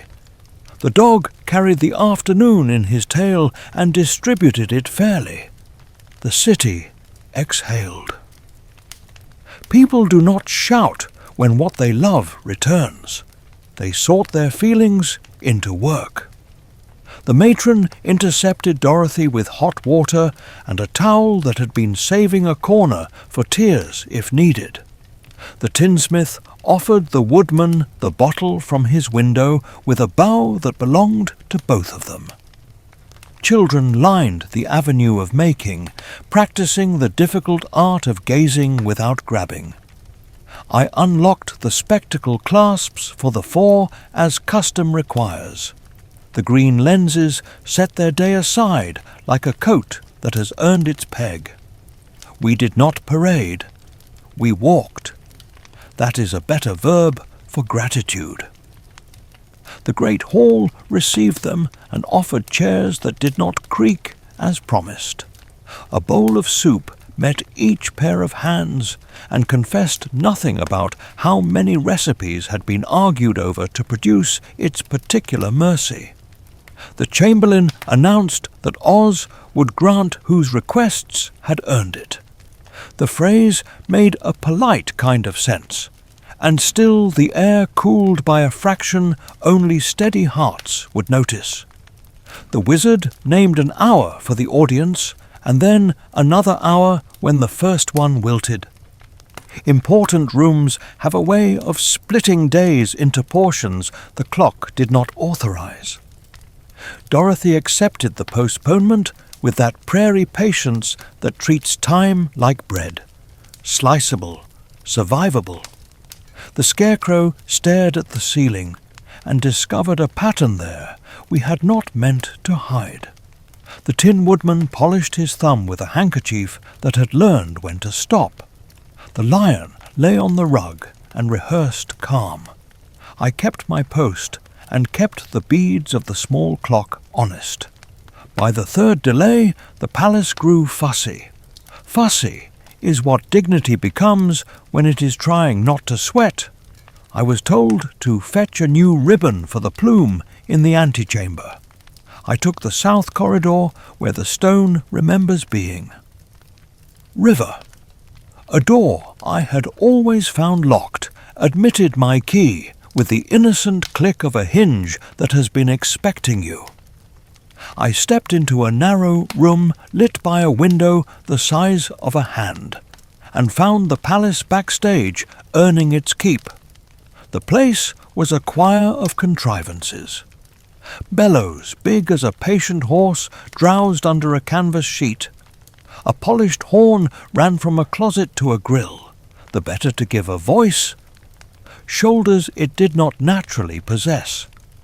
There were wheels with teeth that liked each other too much, rods that turned obedience into theatre, lanterns arranged behind screens painted with colours that could persuade an honest eye. It had seen the sun's elder brother. A rack held 4 masks, a head with an expression that had studied thunder, a lady's profile carved in delicate arrogance, a beast whose mouth had learned brevity, and a sphere with fluted shades meant to impersonate fire. On a bench lay a book of levers labelled in a neat hand. Gust, growl, bright, nearer. Beside it, a length of green curtain gathered itself into secrecy. I have known the shock of finding a loved one's handwriting in a drawer you should not have opened. It arrives without a trumpet and sits in your lungs like a guest who refuses to leave until you serve it tea and comprehension. I set the new ribbon on the bench. I touched nothing else. The city in me saluted the human in me and asked for a private word. I gave it one, tenderness. Then the dog found me. He had slipped, I suppose, beneath a footman's caution, and trotted along a scent that smelled like the truth when it is too shy to knock. He sniffed the bellows, lifted his head at the horn, and gave the green curtain a small professional tug that said he had sworn a lifelong oath against gusts that pretend to be ghosts. I whispered his name, though I am not his soldier. He considered me, considered the curtain again, and made a decision that respected neither my whiskers nor the house's habits. He vanished behind the fold. I should have shouted. I should have clapped my hands for another guard, or summoned the chamberlain's cool authority. Instead, I stepped after a dog who had decided that the shortest route between rumour and relief was a paw's width wide. Behind the curtain was another door. Behind the door, a room no larger than a cupboard and not braver than one. A chair, a stool, a panel of levers, a lamp, a kettle that had learned to boil without being dramatic. And on the stool, a man as plain as a proverb. He looked up the way a candle does when a draught teaches it conversation. Not tall, not small, not terrifying, not holy. White hair arranged in a truce with the day. A face whose worry had built itself a home but kept it tidy. His right hand rested on a lever labelled nearer. His left hand hovered over a button named voice. His mouth shaped the apology that people make when they are caught polishing a myth they can no longer lift alone. I recognized him, not from the throne room, from the portraits of our city 20 years ago, when a balloon drifted over the countryside looking for a place to learn humility. The likeness was older, as all likenesses should be if time has done its work honestly. I did what training allows when training has not considered the moment at hand. I bowed.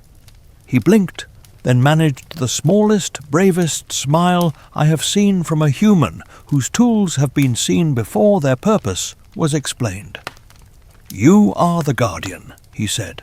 His voice did not require the horn. I admitted I was. He adjusted nothing, as if adjustments were now a kind of lie. He asked whether she was waiting. "Yes," I said. He exhaled his portion of the palace's fussy air and invited me to pull back the curtain in full. We returned to the corridor. The dog led, secure in his mathematics. I tugged the green cloth until it gave up its pretense. A theatre undone to reveal a stagehand who had learned more about fear than fear knew about itself. The antechamber stood quiet as Age held breath.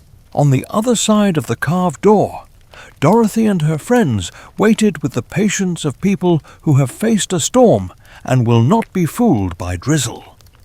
I told him I would announce him as he wished to be announced. He said, "If you can, announce me as myself. What does a city owe a man who has given it a legend and borrowed its trust? What does a soldier owe a child who has given him back his street and asked only for a way home?" The question held both of my hands and counted my fingers. I made a brief bargain with the air. I would be kind now and precise later. We stepped into the antechamber. Dorothy stood. Her companions stood. The dog sat, like a punctuation mark. I said, as simply as the hinge knows how to swing, that the wizard would see them, and that it was time for the room to be itself. We entered together through the door that had taught 100 days the geometry of awe. There are moments when a curtain is a mercy, and moments when it is an insult. The room had been both and was now becoming a third thing, which was true. What happened next belonged to more than my voice. Yet, before we reached that sentence, I felt the city take a step back inside my chest, as if preparing to meet a neighbor without his costume. It is a dignified gesture, and it does not always know where to look. To loosen the air, I said the first foolish thing that presented itself, that my ribbon had not matched the plume after all, and would someone please pretend it did? The scarecrow obliged with a courtly nod. The lion smiled the smallest forgiveness. The Tin Woodman whispered that imperfection is how sincerity becomes visible. Dorothy looked past me toward the machinery I had left behind, and took one soft breath for all of us. But we might still wonder whether exposing the engine diminishes the song or teaches us its music. We might still wonder whether kindness, once divorced from illusion, can do the same work without assistance. I hoped so. I believed so. Belief, like a key on a narrow ring, is light but specific. I put mine to the lock of the next hour and turned. Truth entered the throne room by the plainest door. No thunderhead attended it, only the shuffle of a man adjusting his courage as if it were a collar. The chamber that had been smoke and spectacle now held polish and echo. Without the bellows and lanterns, the ceiling seemed taller, as if relieved of a duty it had performed well enough, but never loved. Dorothy stepped forward. Toto's tail performed its small, satisfied metronome. Behind her, the scarecrow's straw settled with a listening rustle. The Tin Woodman's hinges waited without creak. The lion's breath arranged itself into careful lengths. Oz did not hide.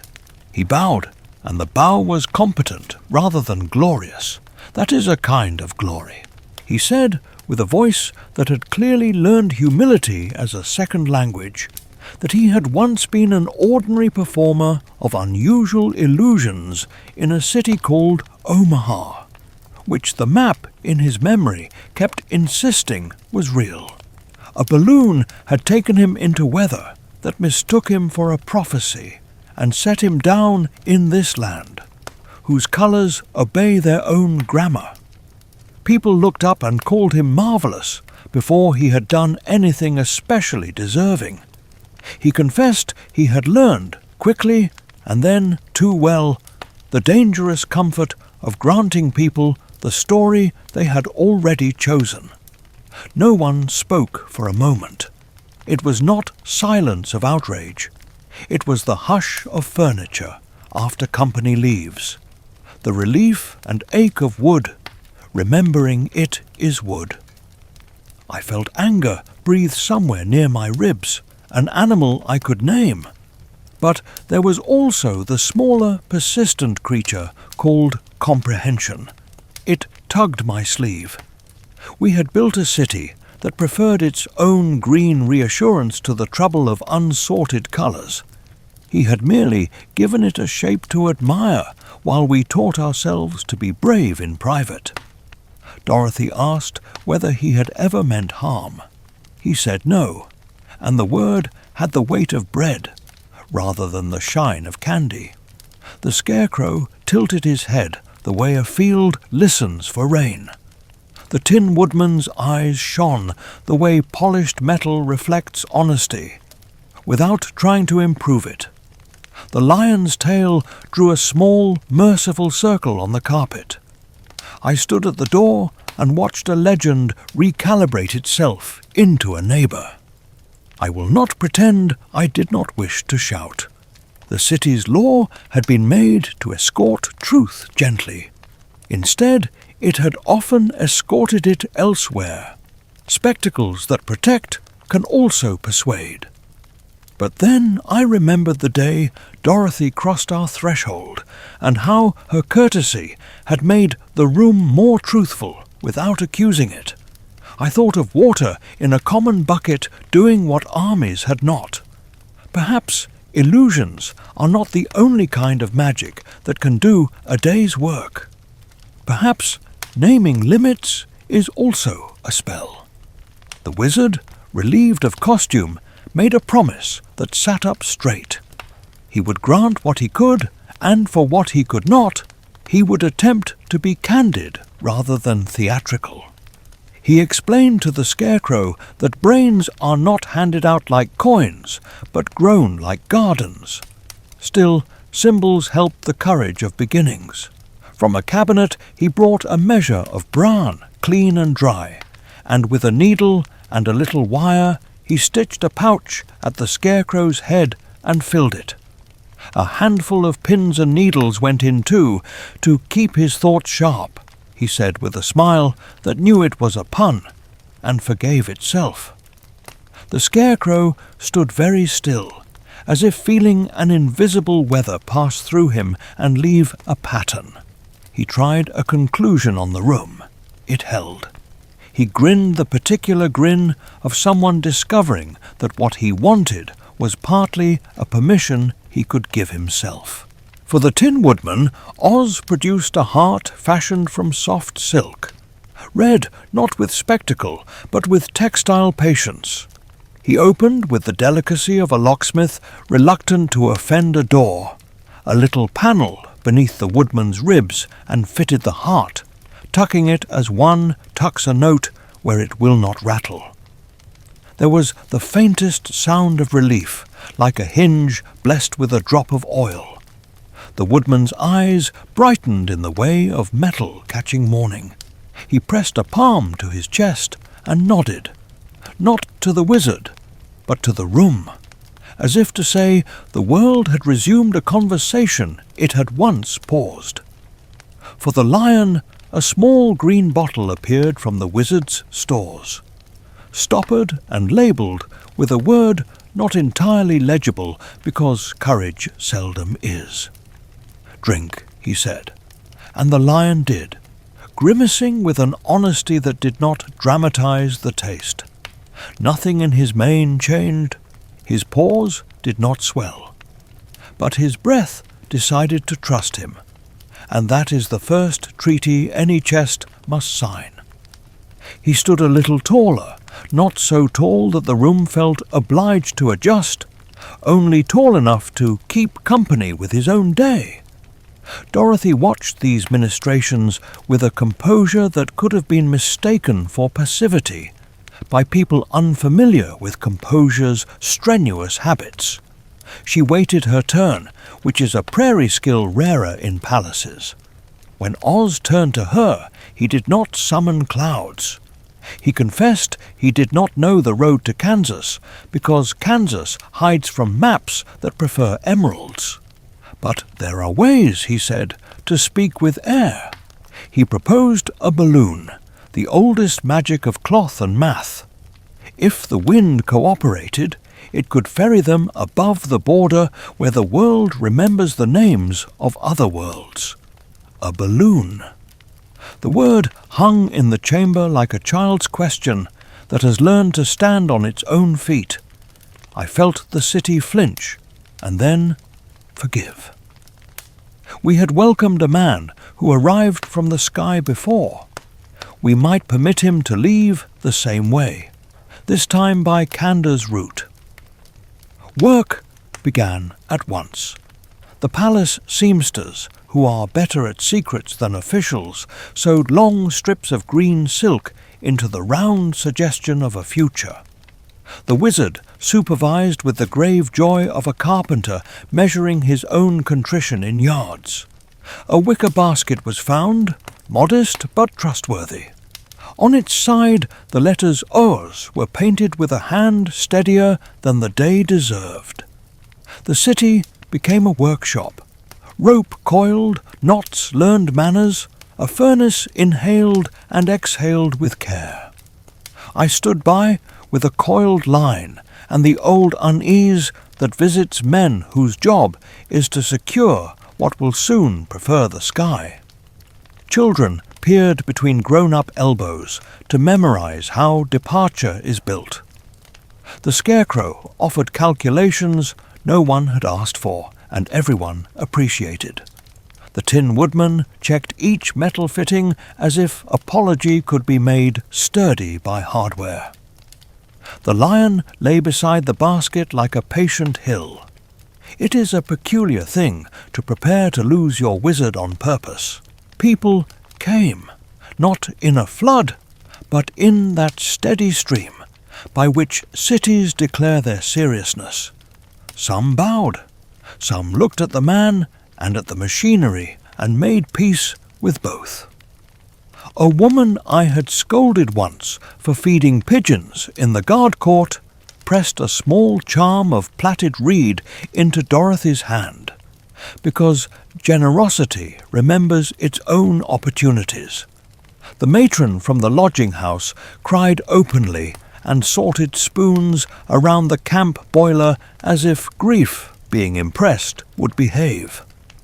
We rehearse farewells so they do not embarrass us when they must perform without a script. The morning chosen for ascent arrived with a wind that had done its practice.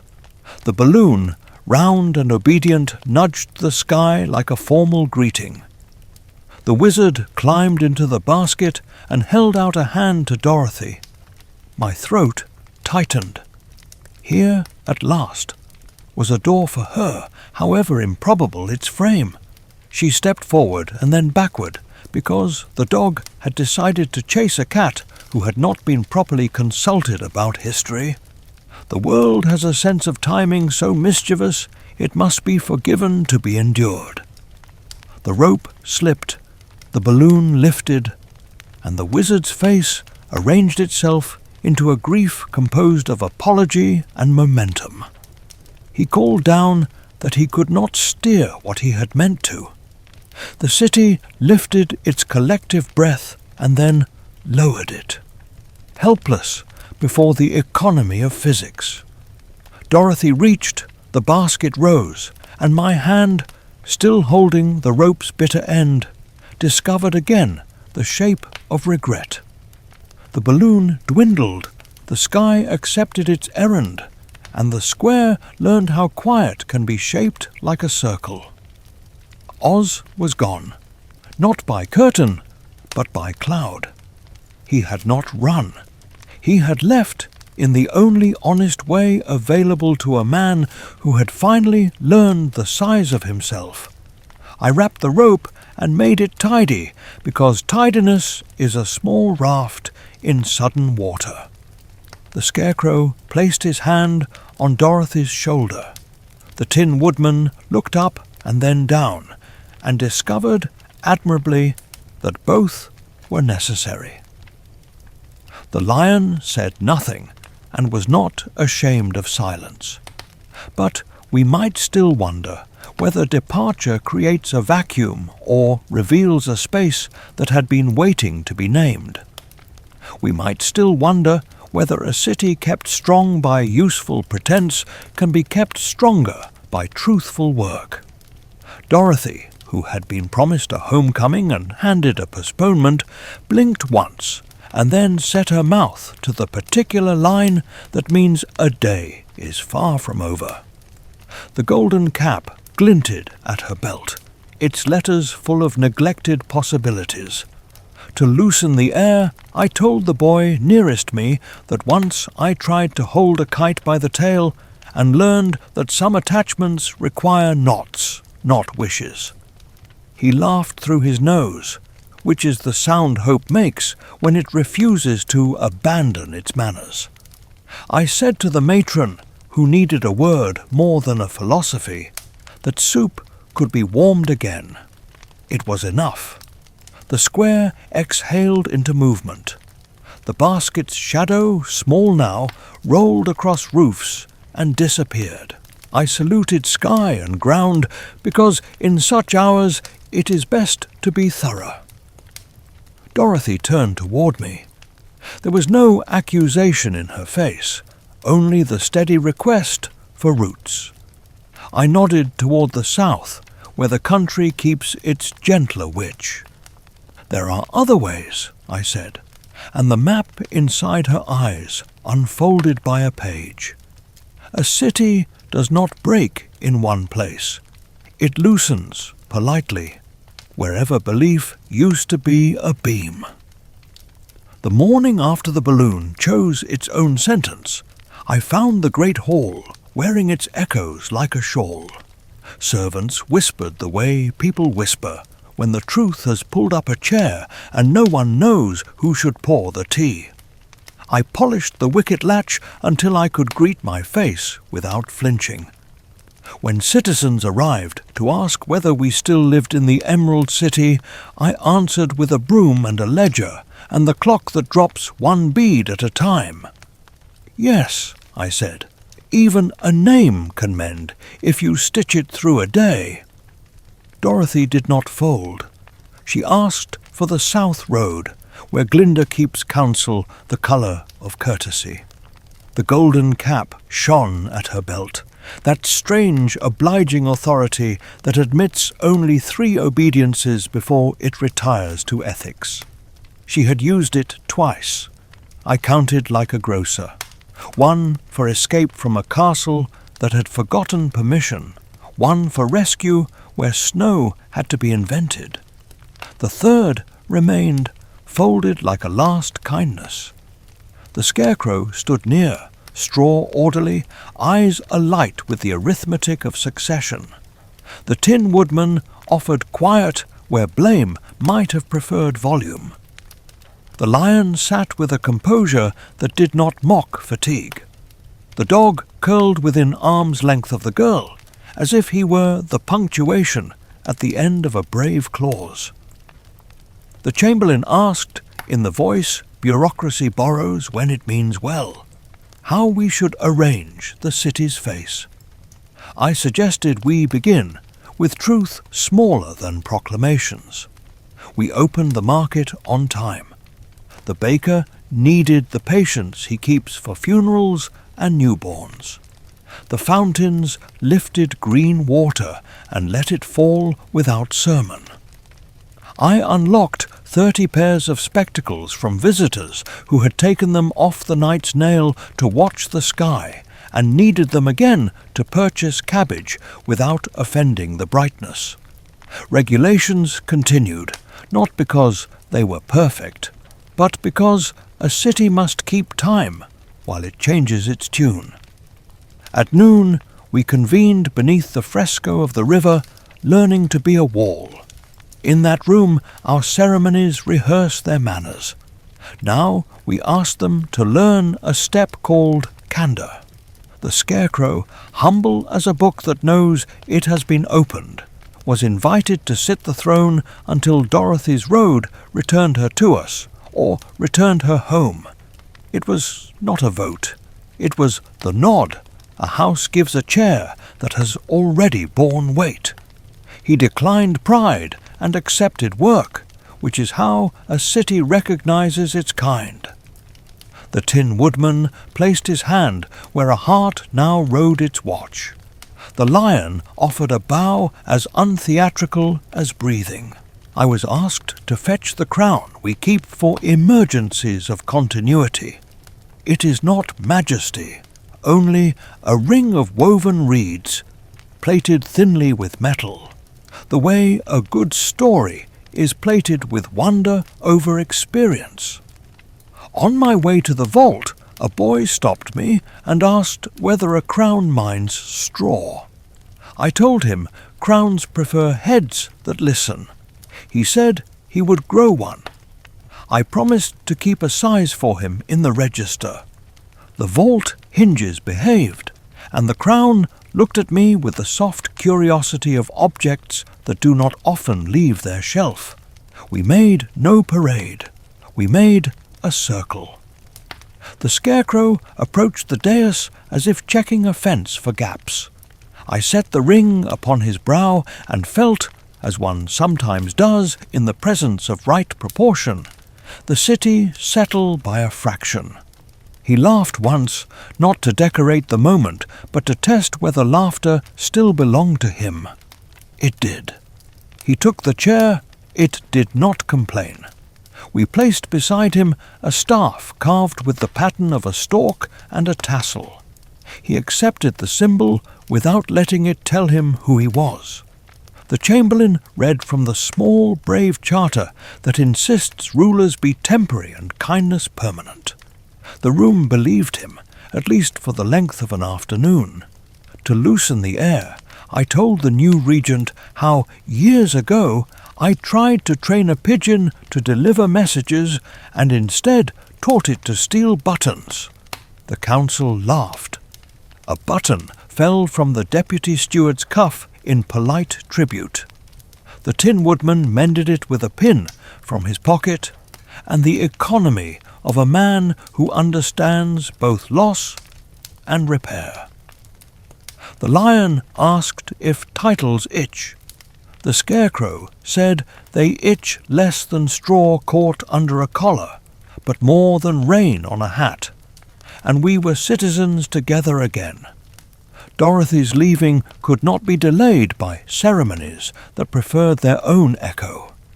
I walked her to the registry to square the map. The South Road begins in gardens that pretend the world has never scowled, then goes plain as bread. The Quadling country glows red in the distance, the way a coal glows after the kettle forgets it. I outlined the fords that keep their promises, the grove where magpies haggle about silver, the toll-keeper who accepts humming instead of coin on odd-numbered days. I withdrew a small tin whistle from my belt's spare loop and polished it with the cuff I save for hesitation. "This is the twin of mine," I said. "If wind and work permit, I will hear." She tucked it in her pocket without performing gratitude. Real thanks lays its head down and rests. It does not curtsy. There remained the matter of our green. I had expected a riot of hands yanking at straps, but habits with long leases do not break their contracts overnight. People kept the lenses and asked different questions. Does the city shine because we tint it, or does the tint remind us to polish? Are we protecting eyes or instructing them? The Academy issued pamphlets thinner than biscuits and twice as crisp.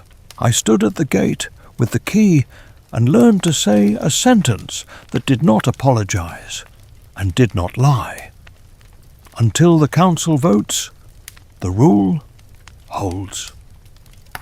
Meanwhile, let us practice seeing kindly with or without glass. Afternoon brought practical mercies.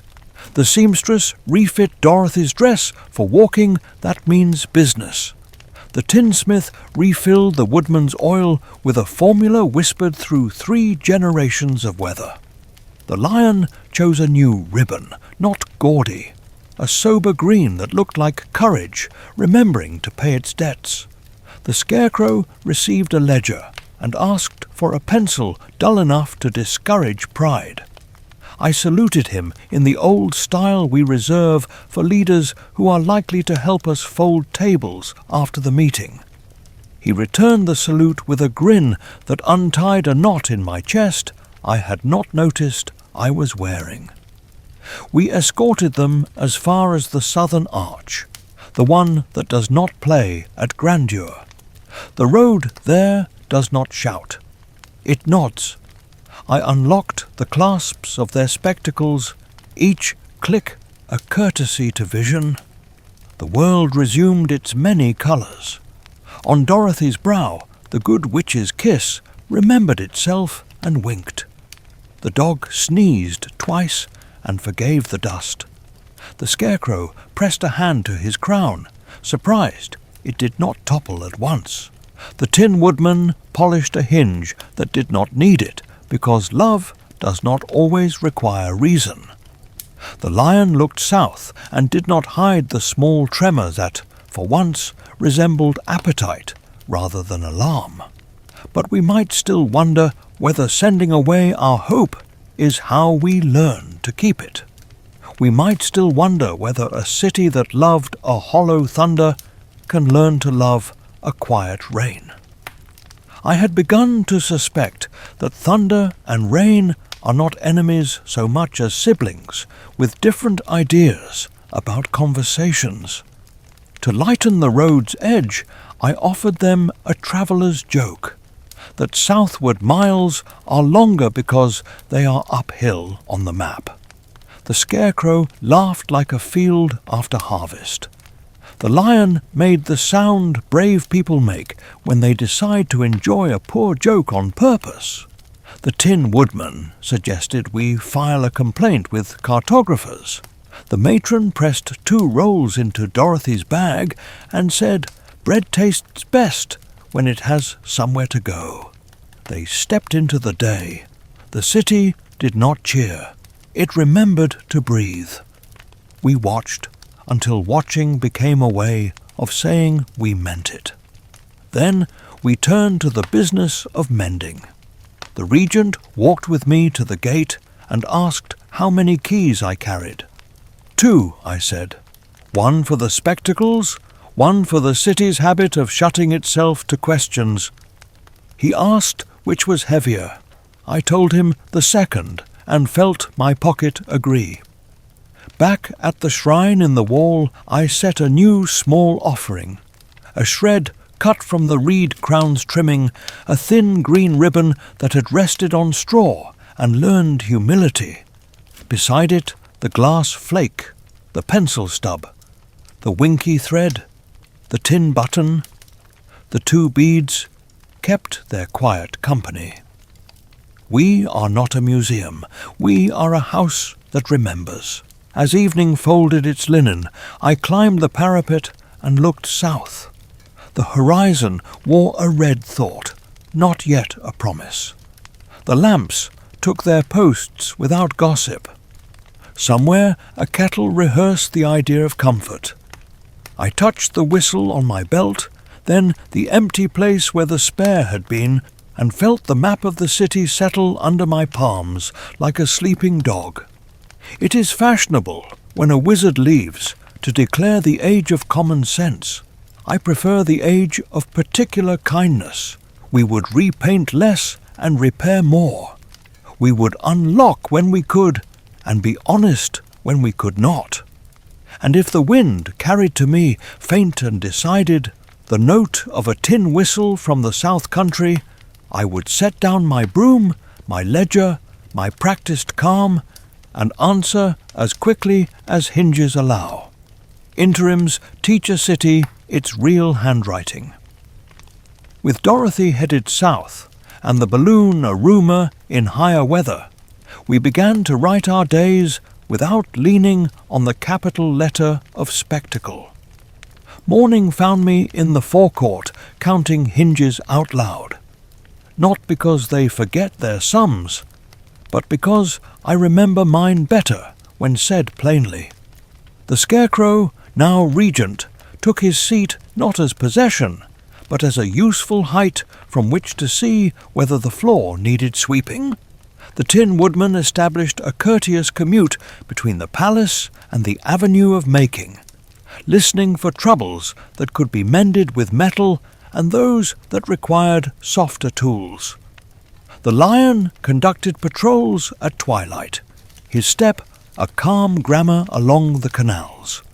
I kept the gate, which is to say, I kept the custom by which our city learns to welcome and to warn. News from the south did not arrive in letters first. It came on the backs of small evidence, the way truth often visits. A child found a red bead in the dust by the north well, not ours, cut in a style that prefers sunlight to chandeliers.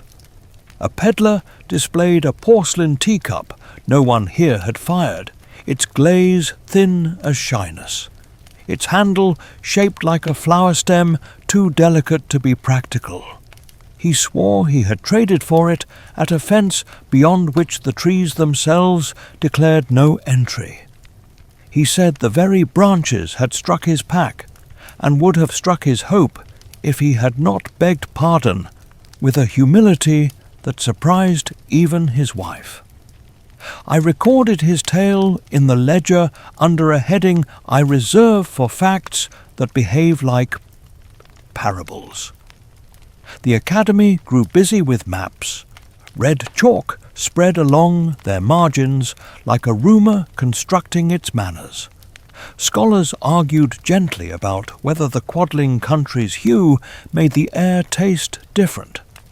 A baker's daughter, who has refused to be wrong about anything since she learned to braid dough, announced that south smells like warm stone and cherries. No one could refute her. Meanwhile, I handled the gate's daily arithmetic.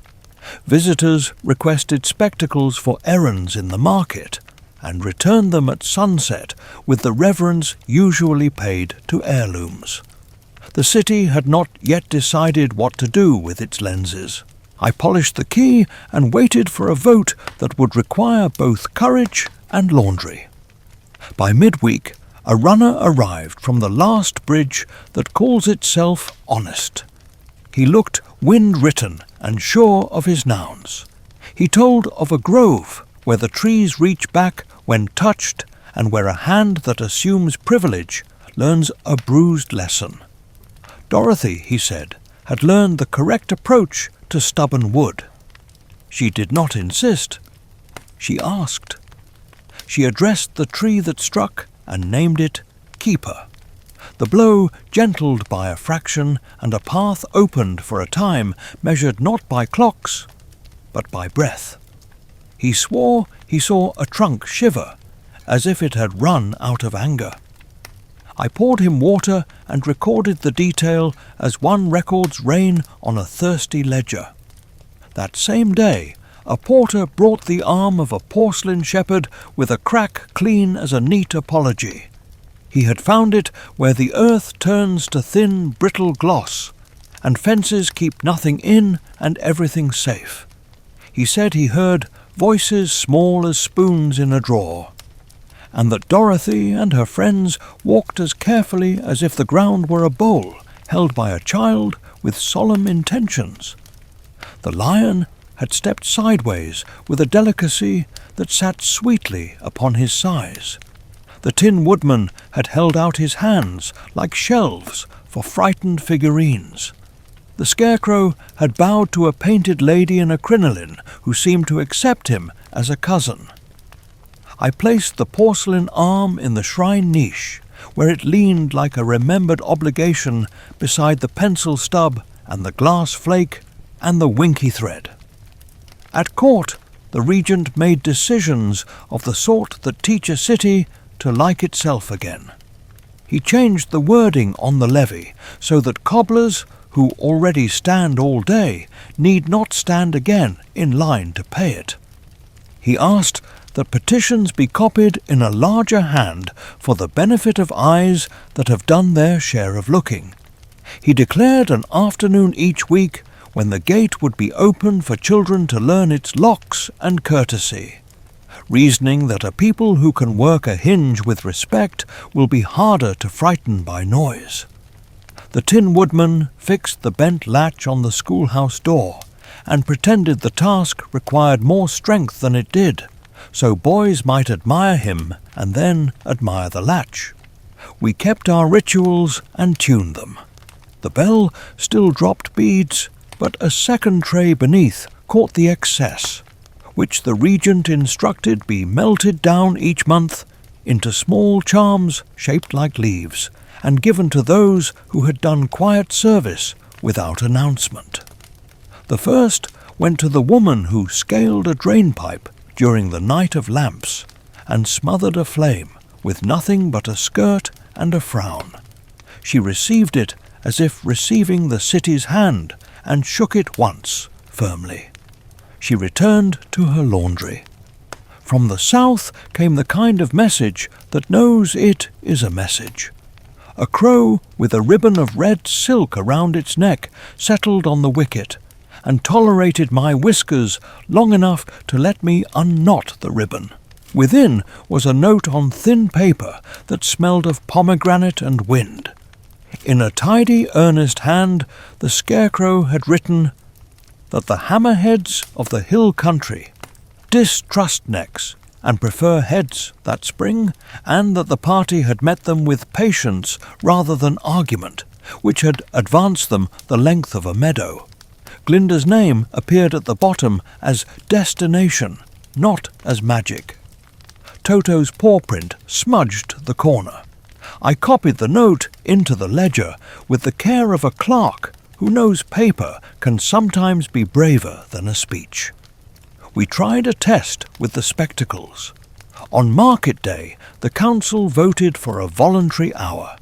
At noon, for 60 minutes, citizens could unfasten the green and look at their city in its unamplified colour.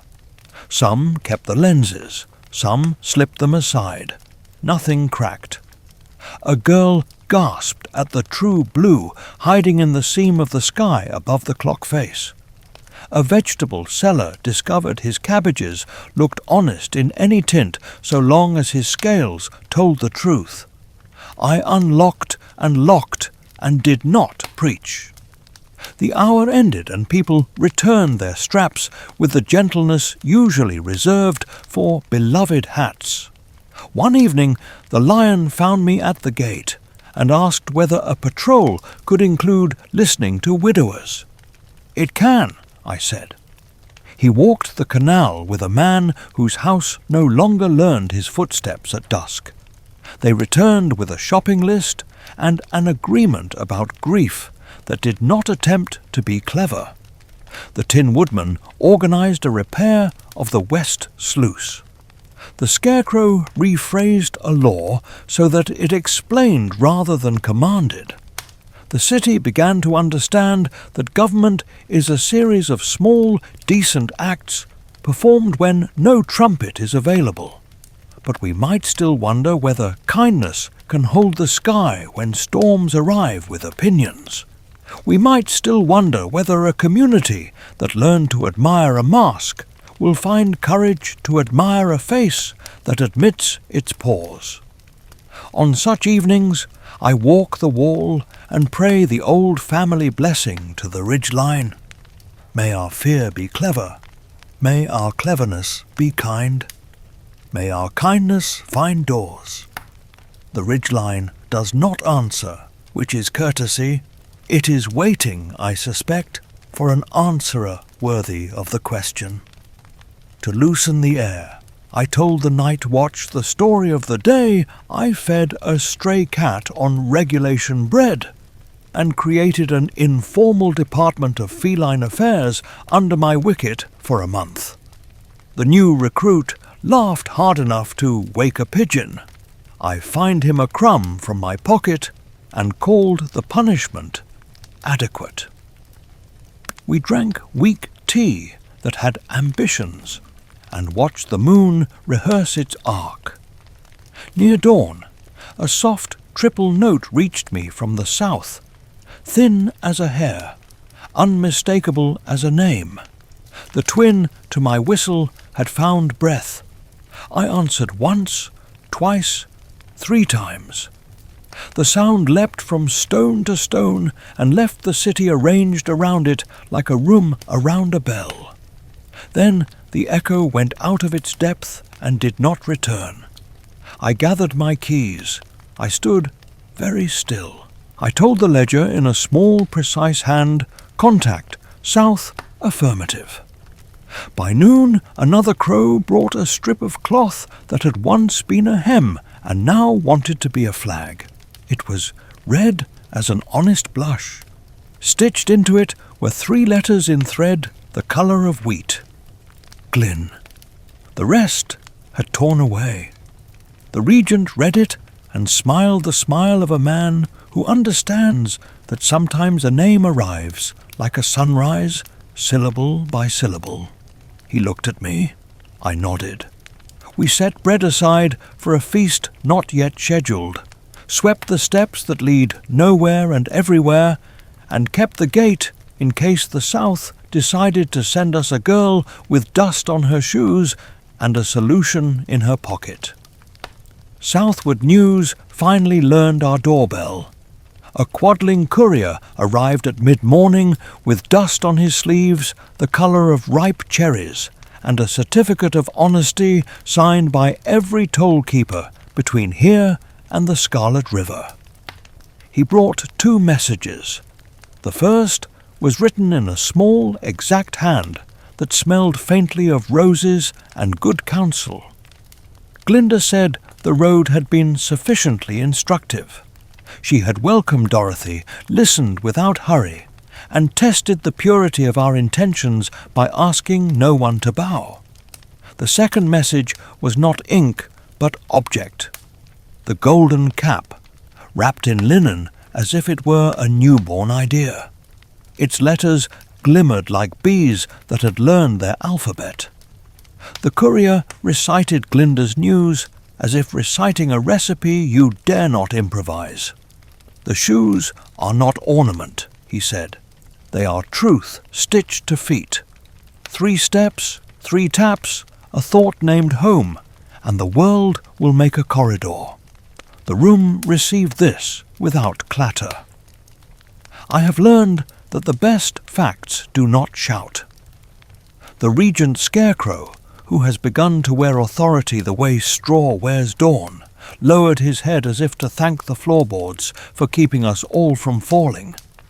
The Tin Woodman pressed his palm to his new heart, in a gesture that will never be ordinary. The Lion, hearing that the path included the hammerheads and trees that strike before they introduce themselves, allowed himself precisely one, shiver. Then he smiled at the shiver as a tutor smiles at an eager student. Glinda's letter continued with clean decisions. The golden cap had one duty left in it. She had spoken the words and sent the winged monkeys to carry each friend to the place that had been waiting for them while they wandered. The scarecrow would be borne back to the Emerald City to keep the chair honest. The Tin Woodman would be set down among Winkies who had discovered they preferred a ruler with polished manners to a master with unwashed teeth. The Lion would be dropped at the edge of the great forest to conduct his brass-breathed patrols among creatures who respect courage that remembers to yawn. As for Dorothy, Glinda had told her about the shoes, and the child had listened the way wheat listens to wind. She would go home by tapping, for some journeys are finished by a small sound that repeats until the world understands. We had no time to practice surprise. An inland gust lifted the city's hems, and the sky detailed itself with a dark embroidery of wings that did not frighten when seen against a day that had rehearsed. The winged monkeys arrived not as mischief, but as choreography. They flew in ranks the way virtue keeps appointments. Their faces were not wicked. They wore the look of beings relieved to have a master who speaks like a librarian. I signalled the landing green with my key held high. They descended with the civility of rain that checks windows before tapping. The first basket carried the scarecrow, reed crown slightly askew, because wind likes to test ceremony. He stepped off, thanked his bearers with a bow that returned them to their true size, and embraced me in the unsteady way friends do, when straw and loyalty must negotiate an embrace. The crowd did not roar, it exhaled. The monkeys saluted him by crossing their arms, a gesture, I will admit, looked excellent on creatures with such handsome elbows. Their leader asked whether there were further commands. The regent, honouring their new dignity, replied that freedom would be a fine command to practice. They smiled the way wings smile and rose until the day forgot the arithmetic required to count them. The second wave set the Tin Woodman gently upon the brick, sunlight ringing him like a quiet bell. I saw in his posture the memory of Winky workshops with their yellow light and careful, capable hands. He had polished himself for a homecoming among people who noticed polish not as vanity, but as respect.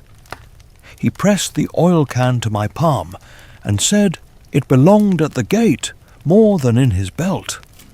I protested, then accepted, because sometimes the correct refusal is to accept with a promise to share. He left a letter for our smiths, pages of patient drawings for hinges that wear their years, with grace.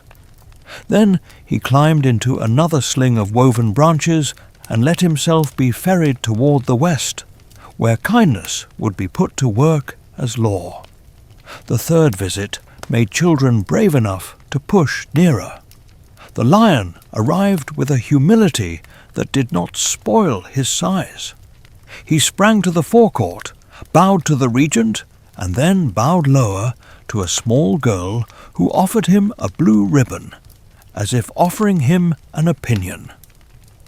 "He lets the city pet his mane," whispered a boy to his mother. The mother said that some kings permit it, and some kings need it, and both are not ashamed. The lion told me the forest had sent a wind with his name on it. He would go where branches require treaties and rivers insist upon a certain tone of voice. He asked whether a patrol could include stories told backward to see if fear knows its own tale. I approved the method. He roared once for form and twice for friendship, and was gone, a brass punctuation mark moving toward a green sentence. In the lull that followed, a simple truth landed with all the force of a parade that had chosen to be quiet.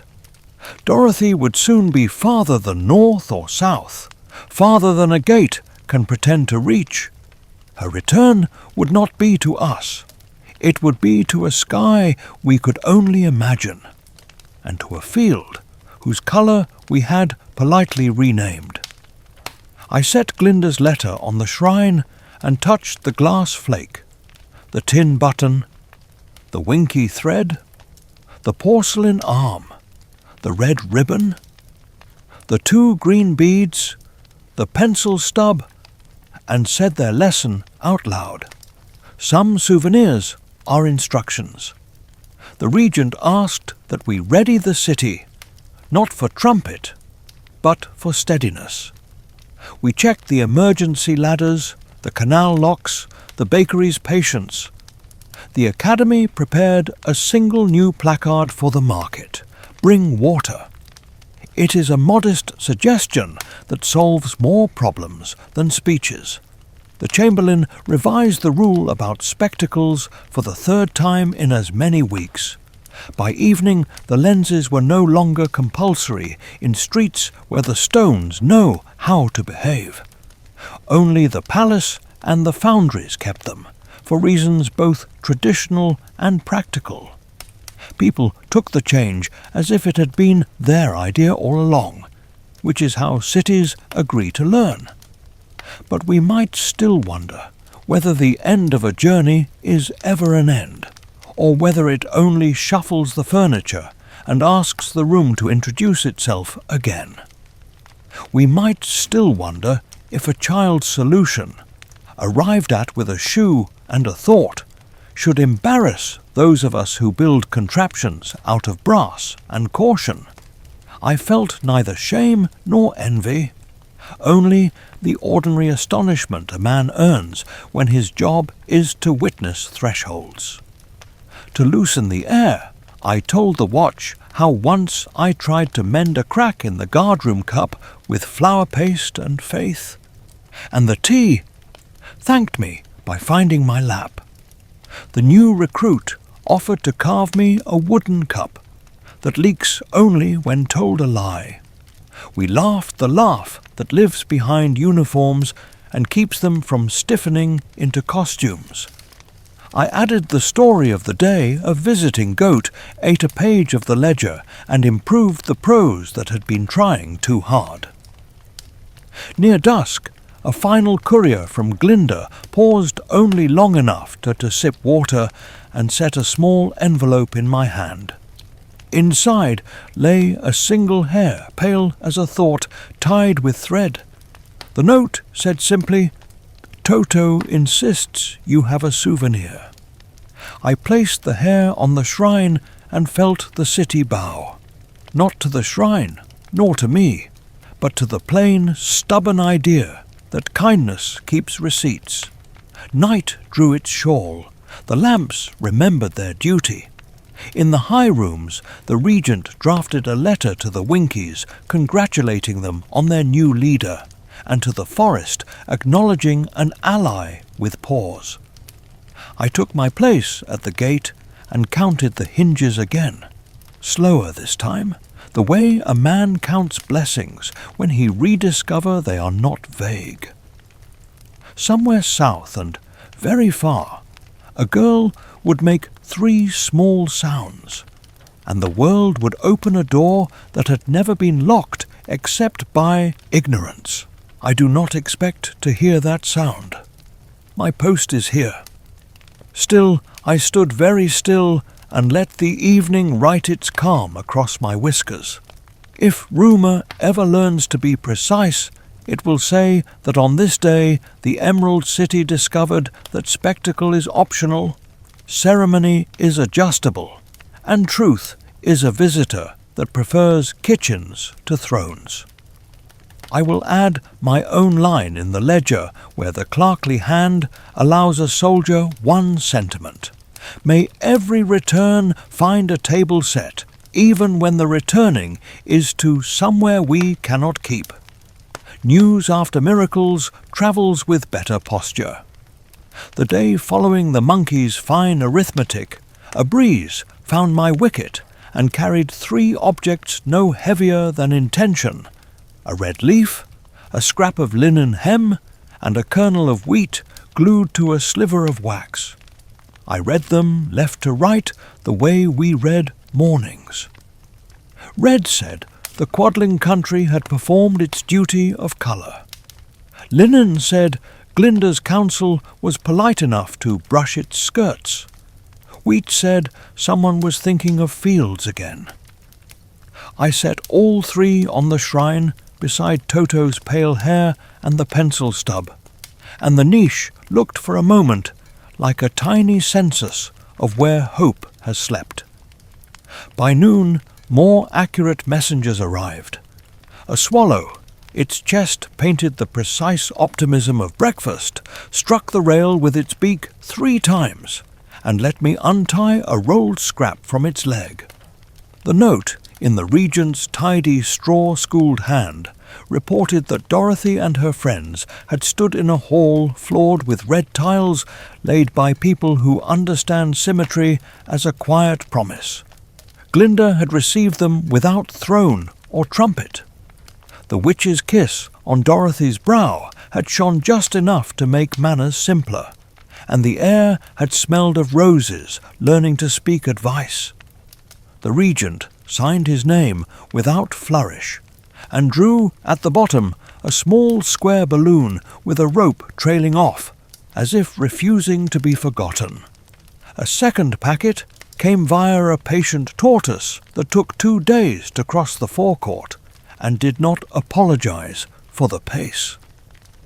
Inside, a winky scribe had noted that the Tin Woodman was learning to govern as he mends, by listening to the part that hurts first and refusing to be offended by squeaks. He had ordered oil for every door in the western castle, declaring that no hinge under his roof would be asked to bear weight without kindness. I copied the phrase into the ledger and underlined it with the severity I keep for ideas that will improve my own day.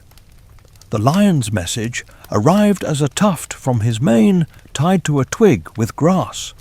It said what courage often says when it is learning to be domestic: "I am here and I am listening."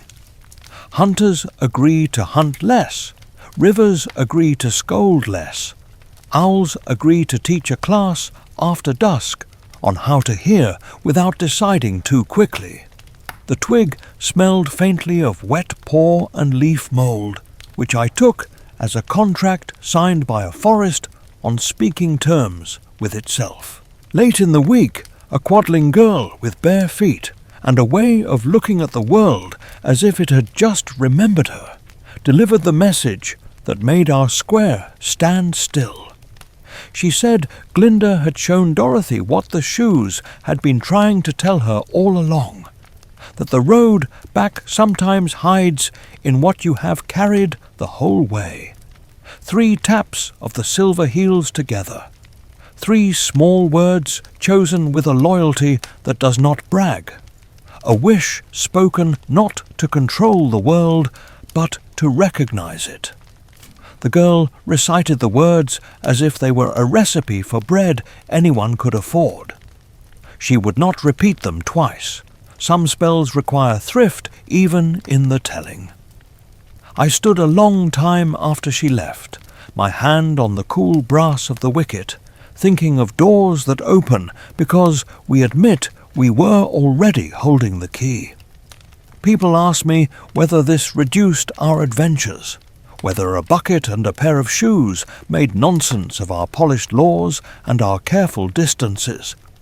I told them what I told myself, that good tools are not an insult to effort. A broom is no insult to clean floors. Water is no insult to flames. Shoes are no insult to long roads. We nodded together and pretended we had always known this. Still, a city must keep busy while it learns. The regent revised the watch bill so that old soldiers take the dawn shift and young ones learn the night.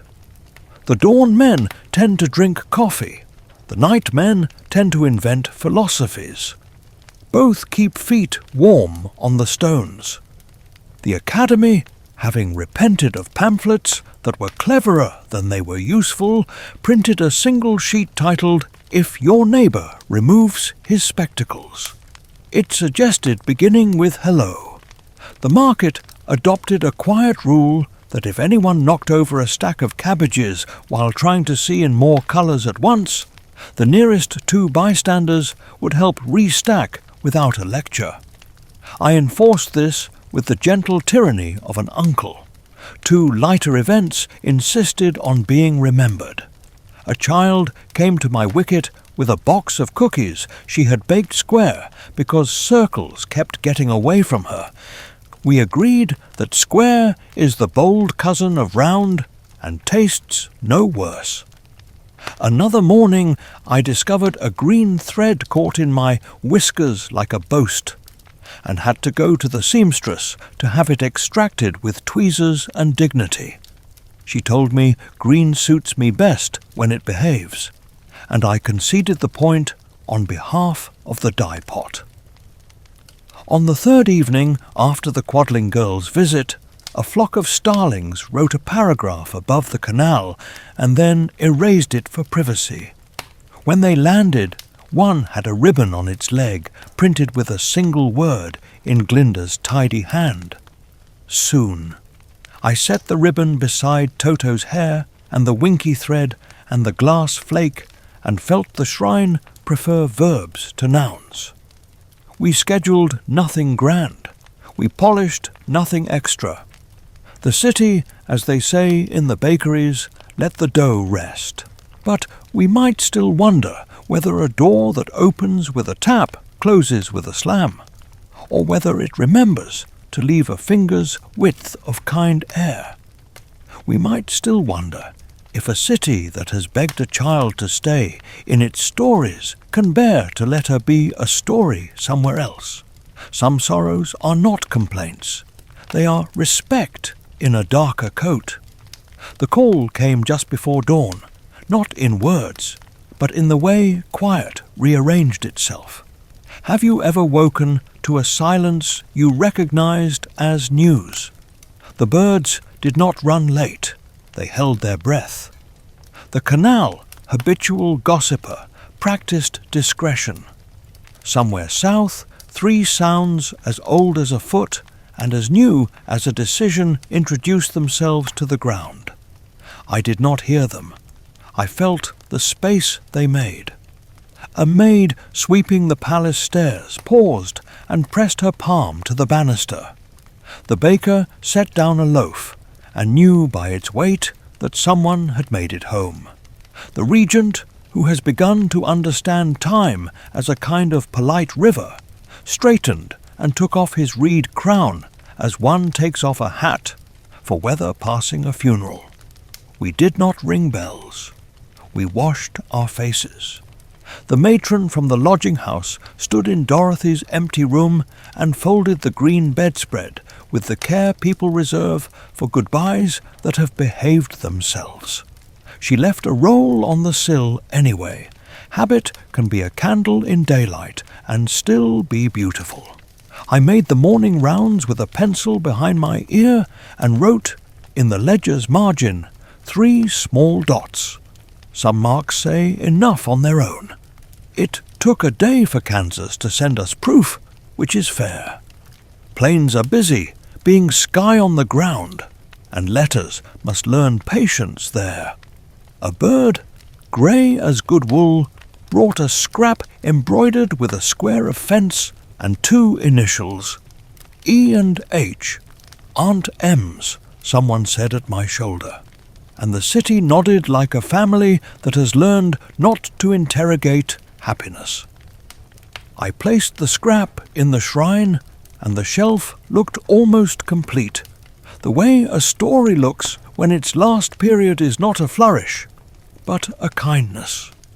In the afternoon, the lion's envoyer squirrel with impeccable manners arrived to report that the forest had appointed him what he had always been without appointment.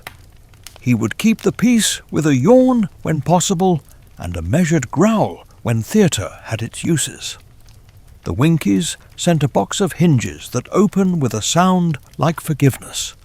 The Academy voted to keep spectacles optional, but to require, once a month, an hour of uncoloured looking for any official who signed laws.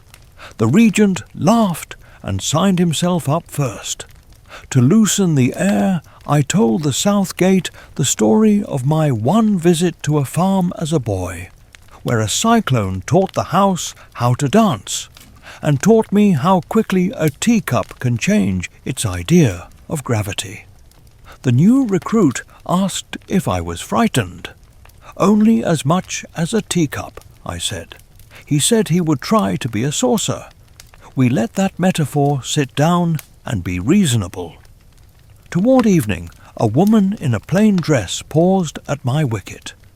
She did not speak. She looked past me at the shrine, and then at my hands, and then at the square of air above the road where travellers arrive. She placed on the sill a single thimble, the common sort a seamstress might lend and never expect returned. "For mending," she said, "because home is harder on cloth than journeys are." I wrote her gift into the ledger and realized the column labelled souvenirs had quietly become a column labelled promises kept. As lamps took their posts, I climbed the parapet. The city breathed the way the child breathes after laughter. Full and sleepy. The sky wore a colour our lenses could never have improved. Somewhere far away, a little dog's bark argued happily with a chicken. I leaned on the stone and let my green whiskers feel the honest evening. A bucket had been enough. Shoes had been enough. A balloon had been enough. And then not. And here we were, enough, practicing the daily tricks by which a city remains itself without pretending to be finished. May we, I thought, say hello to every return, even when it does not stop at our door. May we keep a clean step for the next surprise to cross. And may the small tools, keys, whistles, buckets, thimbles keep teaching us that most of what matters arrives ordinary and becomes holy by being used. The days after farewells do not arrive empty. They arrive with chores. I took inventory of the gate like a shopkeeper of thresholds. The reed garland had dried to a quiet green and needed replacing. The hinge pins, having borne their share of ceremony, asked only for a cloth and a breath of oil. The shrine in the wall had become careful with its company. Glass flake, tin button, winky thread, porcelain arm, red ribbon, a square of Kansas linen prickled with E and H, Toto's pale hair, a single thimble. I dusted them as one dusts memory, which is to say, I tried not to rearrange anything I had not earned the right to touch. The regent took to mornings with an honesty that made the palace learn new manners. He moved desks nearer windows. He asked the clerks to read petitions aloud once each day, so the language could stand up straight. He posted by the west stair a small notice in his own hand. When a rule's purpose has gone home, let the rule go home too. The notice made no proclamation. It made a habit. The chamberlain, who had collected formality the way a river collects light, began to speak in a lower voice that sounded to my ear like relief. We tried the city without compulsory lenses for a full week.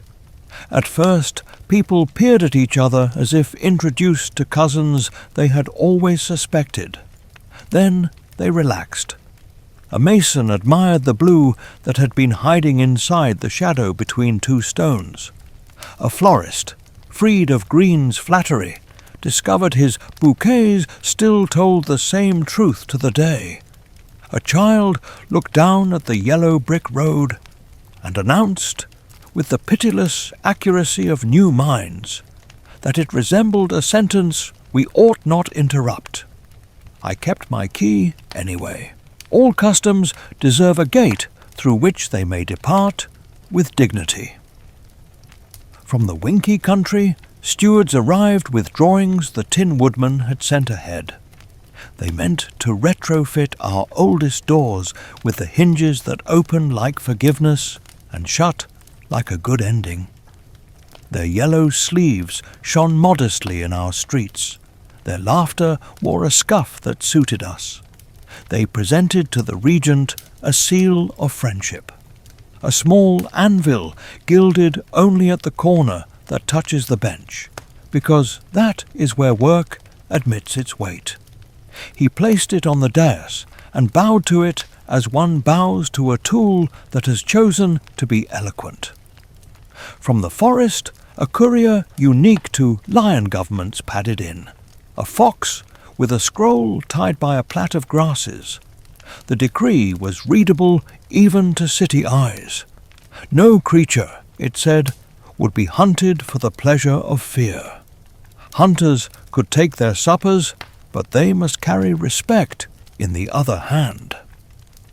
The lion's paw mark signed below, a round courage pressed into paper. The regent affixed our first answer in straw-sure pencil. We will trade you rope for bridge, stories for silence. The fox nodded, which is to say, it yawned courteously and vanished with a leaf's confidence. Glinda sent a parcel tied in ribbon the colour of decision. Inside lay a small card written in that rose-scented hand. Teach your children thresholds. On the back she had drawn a simple door and 3 dots. I took the suggestion as an order and began an afternoon lesson at the gate. We showed 10 boys and girls how to pass through slowly enough to greet both sides. We let them lock and unlock the spectacle clasps and repeat the law's purpose until it remembered itself. We practiced the old spell by which a city says, "Welcome," without promising more than it can keep. They recited it with the seriousness that outlives childhood better than any trumpet does. One original thing returned to us in rumour and then in person. A winged monkey visited unbidden and rested on the parapet with the fatigue of a creature discovering boredom for the first time in years. The cap's letters no longer commanded them. He told me, in a voice more polite than mischief, that they intended to try a season of errands of their own choosing, ferrying herbs to high gardens, carrying notes between lonely towers, escorting lost hats back to heads. He asked if the Emerald City had work that did not shame freedom. I pointed to the far aqueduct where swallows had decided architecture was optional. He grinned, bowed, and lifted into usefulness. We kept Dorothy's room open, not out of superstition, but as practice. The matron aired the sheets each morning and left a single roll on the sill. When I teased her bread goes stale, she said, "Some staleness is a ritual that trains grief to sit." Then she ate the roll for lunch because rituals also answer to common sense. In the market, a woman who had once scolded me for scuffing her step with my boot heel pressed into my hand a small square of muslin, stitched with a house no larger than a thumb. "Put it in your pocket," she said, "so the city has somewhere to go when it is tired."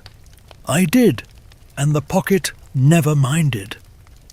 To loosen the air, we invented a practice at dusk, a mild parade that was not a parade at all.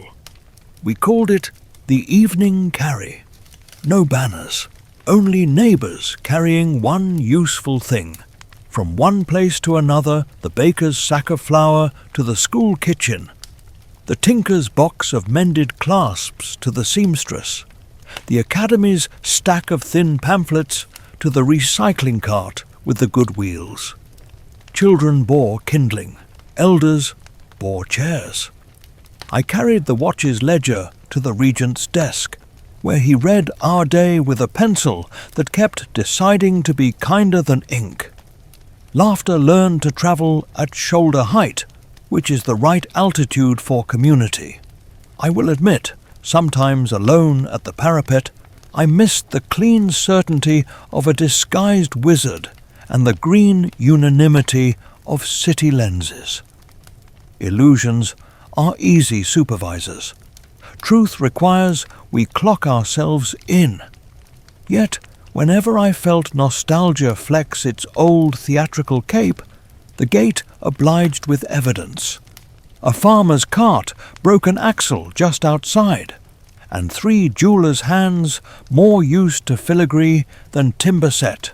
A brace beneath the wheel with the elegance good craft lends to any material. A scholar stopped mid-argument to help a child untie a stubborn knot in a kite string. The brass clock swallowed its beads, and I remembered that time prefers small, honest sounds. Original details kept finding me, as if the book insisted on turning all its pages. One afternoon, cleaning the inner lintel, I found a fine line of yellow dust. Brick pollen from the road itself, shaken loose by the steps of those who had nothing to prove. I set a pinch beside the shrine's relics and wrote in the ledger, "Residue of return."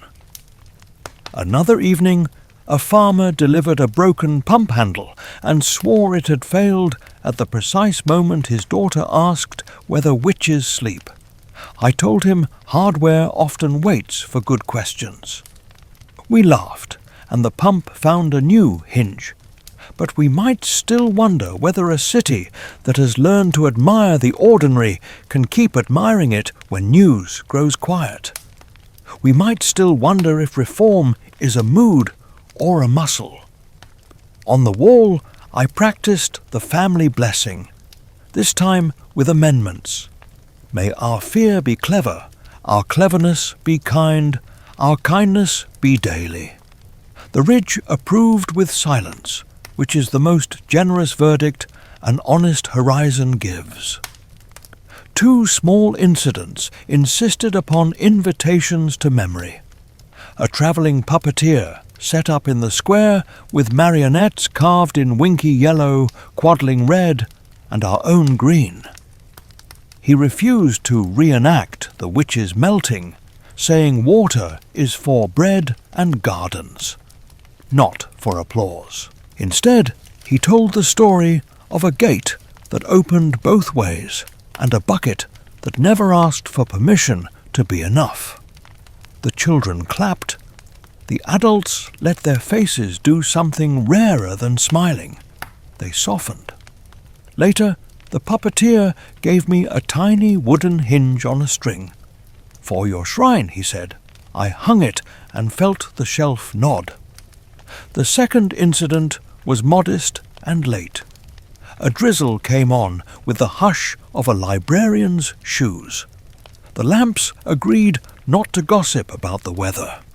A girl, perhaps 7, paused at my wicket and asked whether the yellow brick road ever gets tired of carrying feet. I said, roads like being sentences, and that feet are their nouns. She accepted this with the philosophical brevity of the very young, and offered the gate a marble, because fairness demands tolls even when none are required. I declined, then kept the marble anyway, and promised to return it on a day when we both forgot we knew each other. From the palace, the regent sent a note down to the guardroom, written on a scrap torn from an old proclamation. It read, "Tomorrow I will ask the council to retire the compulsory green in our halls and keep it where it belongs, in gardens, uniforms and jokes." He added a drawing of the reed crown hanging on a peg. "Tradition tastes better," he wrote, "when it is taken down on purpose." I pinned the note beside the watch schedule. The new recruit traced the little crown with a finger and asked whether being in charge felt heavy. I said it feels like a key you are sworn not to lose, and we both patted our belts to make sure. As I closed the gate at moonrise, the road ahead wore its yellow with the shyness of butter. Behind me the city had adopted its night grammar. Windows spoke in low syllables. The clock rehearsed tomorrow. Somewhere a kettle negotiated with the idea of bedtime tea and won. I touched the shrine's thimble last. Metal remembers fingers. Then I stood a moment longer than duty requires and let the Emerald City, unpainted and precise, settle its weight into my bones. Tomorrow the council would vote, and the hall would change its shade without losing its name. In 2 days the winky hinges would begin their small sermons in our doors. Next week the fox would return for rope and tails. Sometime after that, a child would ask a new question whose answer would be the shape of our next improvement. And farther away than maps and closer than breath, a girl would tie her shoes and feed a chicken, and wonder, perhaps, whether the world still remembers her silver. It does. We do. The gate will be ready. The council met under the fresco of the river learning to be a wall, and the vote took the time it takes for tea to admit it is ready. We retired the compulsory green from the halls and kept it where it belongs, in gardens, uniforms, and jokes, just brave enough to deserve colour. The chamberlain read the motion with a voice that had learned to be neighbourly. When the last eye folded itself into the minutes, sunlight walked farther into the room than it had ever been invited, as if light had been waiting for a turn at citizenship. We marked the day with work, not banners. Winky hinges began their small sermons up and down our doors, each click a courtesy that refused to scold the past. The Academy replaced 3 pamphlets with a single card that read, simply, "See kindly." The Regent Scarecrow held open hours on the palace steps, answering questions with the patience of straw in a good wind. He wore the reed crown on a peg near his chair and let it earn its keep by reminding titles they are guests. The Lion's Fox returned for rope and stories, and the rope left with a habit of turning into bridges. From the west came a parcel wrapped in yellow cloth, a sketch of a castle beam the Tin Woodman had reinforced not with bulk, but with grace. He enclosed a note for our builders: add strength where kindness will live. At the gate I adjusted to a city that had decided its face was sufficient.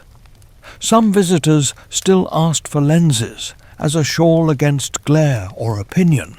Others unfastened them with the relief of shoes loosened at dusk. Either way, the market sold its cabbages. The brass clock swallowed its beads with clerical satisfaction, and the fountains lifted and let fall their pages of water, reading tomorrow aloud in a gentle voice. The shrine in the wall kept its counsel of small truths: glass flake, tin button, winky thread, porcelain arm, red ribbon, Kansas linen stitched with E and H, Toto's hair, the thimble, a traveller's wooden hinge, a pinch of yellow dust. None of them applauded. All of them approved. News arrived from beyond our lanes in the old polite ways. A squirrel with handsome elbows reported that a certain lion had taught the forest to breathe before deciding. A winky courier carried on his back a heart-shaped box of rivets, light enough for a promise. From the south, in a hand that smelled faintly of roses, came a single sentence from Glinda: teach your children doors. We taught them locks that refuse to be cruel, thresholds that do not hurry knees, courtesies that fit any road. Every week the matron led a class of 10 to my wicket. They learned to knock even when the gate stood open. They learned to say thank you to hinges. They learned the sentence that keeps cities honest. We welcome what we can keep, and we keep only what we can care for. But we might still wonder whether a city that has learned to like its naked face can stand the mirrors of future storms. We might still wonder whether truth, once invited to sit, will remember to help with the washing up. These are not the worries that thin a soul. They are the questions that keep it in shape. When they visited, I took them walking. We toured the new hinges, the reed crown at rest, the card that says, "See kindly." We visited the market where a girl, serious as a bell, sold square cookies because circles still got away. We stopped at the parapet and looked along the yellow brick road to the place where distance turns into manners. None of it argued. All of it agreed. To loosen the air, I told the regent how a gust once lifted my hat clean off, deposited it on a statue, and made me negotiate with bronze for my dignity. He laughed, which is how a city renews its license. I told the watch the story of a farmer who asked whether the road grows weary. We decided roads like being sentences and feet their nouns, and the farmer paid his toll in apples that refused to be anything but excellent. I polished the wicket latch and reminded it that shine is not a confession, only a chance to introduce oneself again. The seasons remembered us. Autumn entered with a bookbinder's patience, repairing spines of lanes where summer had read too hard. Winter tried a few pages of severity and then softened at our soup. Spring came back like a well-mannered rumour, asking permission to be true.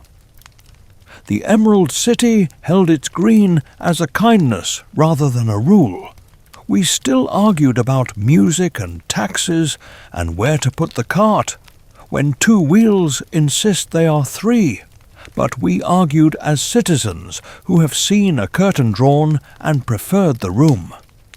Sometimes, near closing, a traveller will ask after Dorothy. I point not with my hand, but with my sentence. I say a prairie lifts itself to greet her each morning, that a fence leans in to hear a girl plan a day, that a pail enjoys being lifted by hands that remember buckets can finish what bravery begins.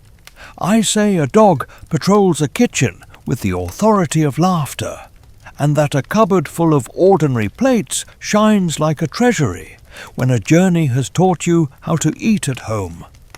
People nod and leave with the satisfied ache of useful longing. And now, if you will allow it, I will slow the hour. I will speak the city to its bed. Evening leans its shoulder against the wall and asks whether we have finished counting. I tell it we have counted enough to begin again tomorrow. The reed garland lifts when the breeze rehearses good manners. I unlock the final spectacle clasp for a late visitor and return the lenses to their velvet tray, where they rest like tools that respect retirement. Along the avenue, lamps tilt their heads and listen for feet. The brass clock drops one bead into the patient dish, and the sound lands like a yes that chose not to be loud. In the square, a boy practices tying knots for kites that are not afraid of honest wind. The matron wipes a windowsill and leaves, with a sly smile, a single roll to go stale on purpose and be beautiful doing it. I walk the parapet. The city wears its uncoloured skin with the comfort of a familiar shirt. Somewhere in the west, a hinge speaks forgiveness when it closes. Somewhere in the forest, a growl edits itself into a yawn. Somewhere south, a card reads, Teach your children doors, and a child nods without needing to be older to understand. And far away on a plain that stores its sky at ground level, a house settles, a kettle steams, a chicken clucks with opinions, and a girl who taught us to measure thunder against buckets and shoes ties her laces for a day that will not mention wizards at all. I put my hand on the shrine, the glass, the tin, the thread, the porcelain, the ribbon, the linen, the hair, the thimble, the hinge, the dust. It is not a museum, it is a grammar. It says that power can be borrowed and returned, that kindness is a craft, that thresholds are teachers, that home is not the opposite of adventure, but its proof, and that small tools keys, whistles, buckets, thimbles, know the map better than maps do. It says a soldier may learn to be a doorman and a doorman a witness, and that cities, like people, look best when they have stopped pretending to be taller than their friends. The gate waits. I smooth my whiskers, which are greener in memory than in moonlight. I listen for the whistle that will not come and make peace with the fact that peace has arrived anyway. I think of water on a stair, of silver tapping itself true, of a balloon that admitted honesty late but still admitted it, of straw that listens, tin that mends, a mane that trembles and remains. I lower the bar. The wood receives it with the soft confidence of work well matched to worker. But we might still wonder, will we keep choosing doors that open both ways? Will we keep polishing hinges that make courtesy audible? Will we keep our spectacles in a tray where custom can nap while truth walks about? I hope so. Hope is a key kept warm by the pocket. Good night, citizens, scholars, sweepers, bakers, beasts. Good night, regent and ribbons. Good night, roads that enjoy being sentences. If you pass my gate before dawn, I will be here with my ledger, my oil, my foolish stories, and the old family blessing ready at the lip. May your fear be clever. May your cleverness be kind. May your kindness find doors where maps draw walls.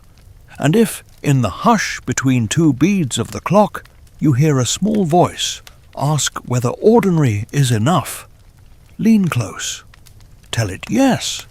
Tell it yes twice, and then whisper it a third time the way one whispers to a friend at the threshold, inviting them in.